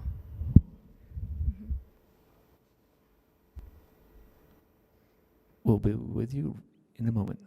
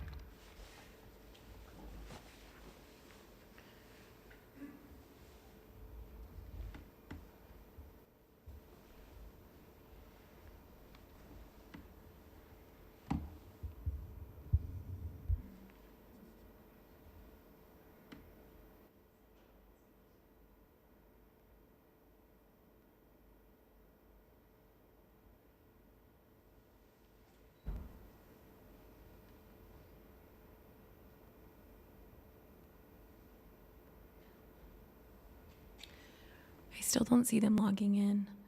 I don't know if you'd like to take a break or address. If we'll kick back to Councilmember Fowler's discussions, and that is item number, hold on a second. Item number 6, the amendment to rename the Housing and Neighborhood Development Division HAND as a Housing Stability Division. And on the screen, we have Allison. Thank you for flexing, Allison. And hopefully Tony's with you, Tony Milner and Heather Royal. I am not aware that they are. No, we told them that we were off. Okay. But I think that Councilmember Fowler wanted to just raise the questions to see if the rest of the council was interested. Is that right? Yeah, I don't, sorry to interrupt, Allison, and to be all confusing and stuff, but just reading the quick sort of memo, I know this kind of turned into a written briefing instead because it's a simple name change of a department, but there were a couple of issues that were brought up, I think, by Allison, just some policy questions. The first being there was a lot of change to the Housing Trust Fund Advisory Board when we moved it over to the RDA. And I don't think that those policies have really been looked at, like the powers and duties have been outlined or looked at since, in our memo, it says since 2013. And so the question is if we'd like to schedule an opportunity for admin to provide an update on the Housing Trust Fund Advisory Board. And I think that might be, I would request that, Mr. Chair, because we did move the Housing Trust Fund over to RDA, and I would like to know how that is working out and how the board is doing, and how that separation or non-separation or what's going on with that after we did that, 2 years ago, I think we moved that funding. And then the other one was just the annual reporting and maybe actually institutionalizing that, and the part Cecil, it seems a little bit more complicated, but I would still be interested in that. And so I know this, again, is just a written briefing, but I would like a follow-up on all of these policy questions, if I can request that, and maybe a presentation with item number 1. I would agree with you. I think very much, and thank you for bringing that up and putting that forward. So if we could get those policy answers, not so much tonight, but later on, and then we'll follow up with a briefing in a future date. I can take care of that, Mr. Chair. Thank you, Allison. Appreciate that very much. Thank you. Go ahead. John has arrived. Wonderful. Oh, wonderful. Tonight we have we have 2 more appointments, and this is for the Airport Board and John Bradshaw. Welcome to the City Council hybrid meeting. You have 6 council members in front of you, and you have 1 on the screen with you. And welcome, and thank you for applying for this airport board position. Please tell us a little bit about yourself and why you want to be on the board. Well, thank you. Appreciate the opportunity to have this conversation tonight, and thanks to Mayor Mendenhall for giving me the consideration. I'm a born and raised Salt Lake City, Utah guy, and spent the majority of my life here, with a little bit of time up in Portland, Oregon. And I have, like any kid, I've always been fascinated with airplanes. I am a general aviation pilot, and I've got a couple of million miles in the air, and much of that on the international side of things too. So I have always been very interested in what's going on with the airport, and have been really impressed with what's occurred there with the rebuild, and saw an opportunity that maybe I could participate a little bit as the airport now moves into, kind of this next phase of completion, and starts moving some of that general aviation off campus into the South Valley area and Tooele.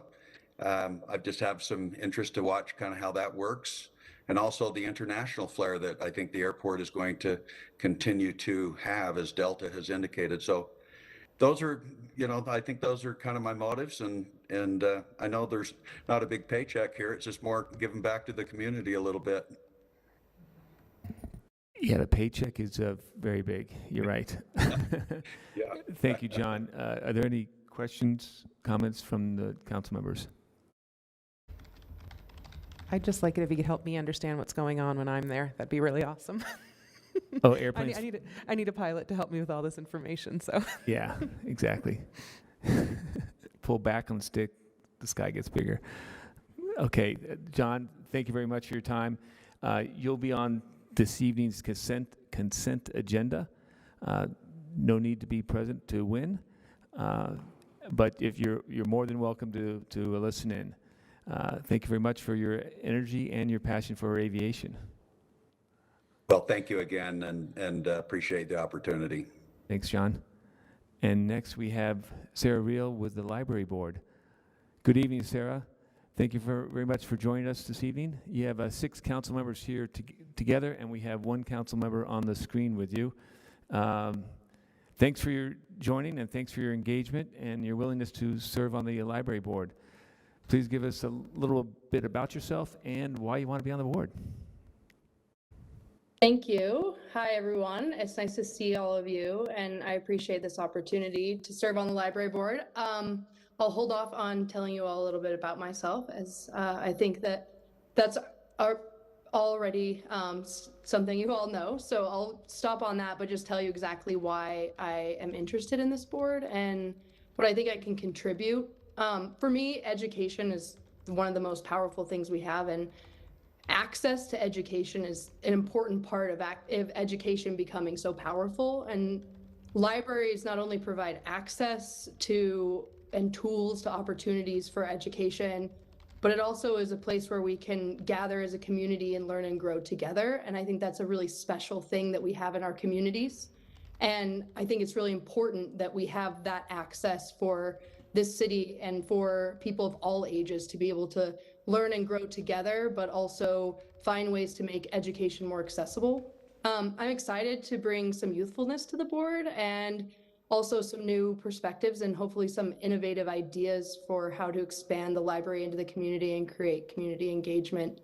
And also, lastly, I'm really excited to represent District 5 on the library board. As Debbie has mentioned, we have gone a long time without someone being from District 5, and especially from Ballpark. So I think I can contribute greatly to the board, and I'm really excited about the opportunity.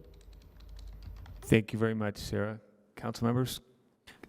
Sarah, thank you so much for applying for this board. I think your role on that board is going to be incredibly important because of the mayor's announcement that she wants to put a library in District 5 and in the Ballpark neighborhood. So I'm very glad that you will be there to help lead that effort. I think it's going to be game-changing for the neighborhood, going to be very important to have that District 5 is the only district that doesn't have a library.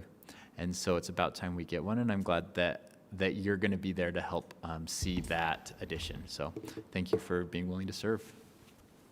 Thank you, Councilmember Mono. I appreciate that. I am also very excited about that. Councilmember Fowler.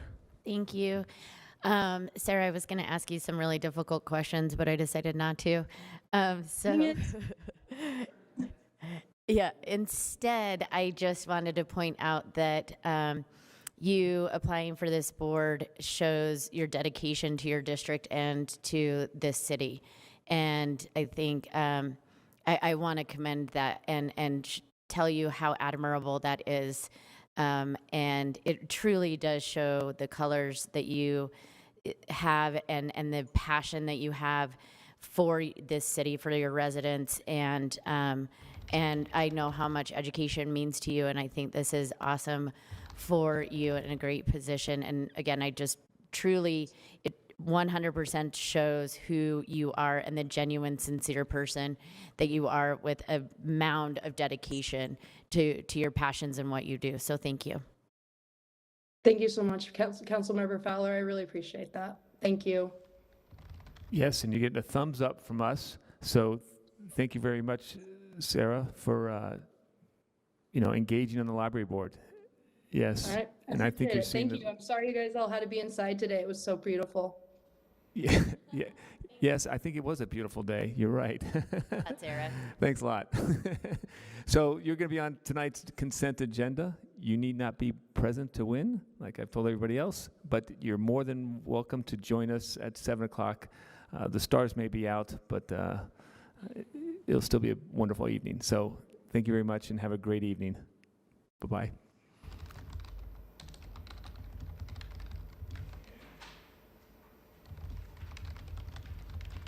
We're on item 16, the report of the chair and the vice chair.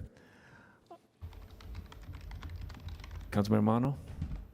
Is this where we're supposed to talk about redistricting? Yes. I'm going to... okay. I don't have a report. But I'm going to pass the time over to Cindy Gus-Jensen first so I can pull up what I'm going to say about the redistricting. Okay. Two quick things. First is that this year you will all be tied up and not able to go to the St. Patrick's Day Parade, but you are invited. So we will give them your regrets. And then second, speaking of being tied up, you will have the opportunity to meet with the congressional delegation or their staff members. And what we're doing is coordinating with the mayor's office on the topics to be raised, and it really needs to be like maybe 3 succinct areas that can make a difference for Salt Lake City. So you can give us more than that, but we're going to try to work with the mayor's office to hone those down into 3 categories. So, or 5, I don't know. So anyway, Sam will work with you guys on that and coordinate with the mayor's office. So that's it for me. Thank you, Cindy. From the chair side of the House, just give you a little quick update on the redistricting process. The redistricting board committee met on the 24th for the first time, and the video recording is posted on the city's YouTube channel. Also, future meetings will be are being scheduled, and they're going to also be noticed in the public for advanced notification. And you're all more than welcome to join and participate in that process. The city redistricting mapping tool has been launched. A couple of us council members played with it today. And if you're a nerd and you like to play with maps and do that, it's pretty exciting. I had to pull a couple council members off the computer because they were playing with it so much so they would actually come to the meeting. So that is out there. The website will post it on the chat, but it's tiny URL, so it's tinyurl.com/SLC redistricting.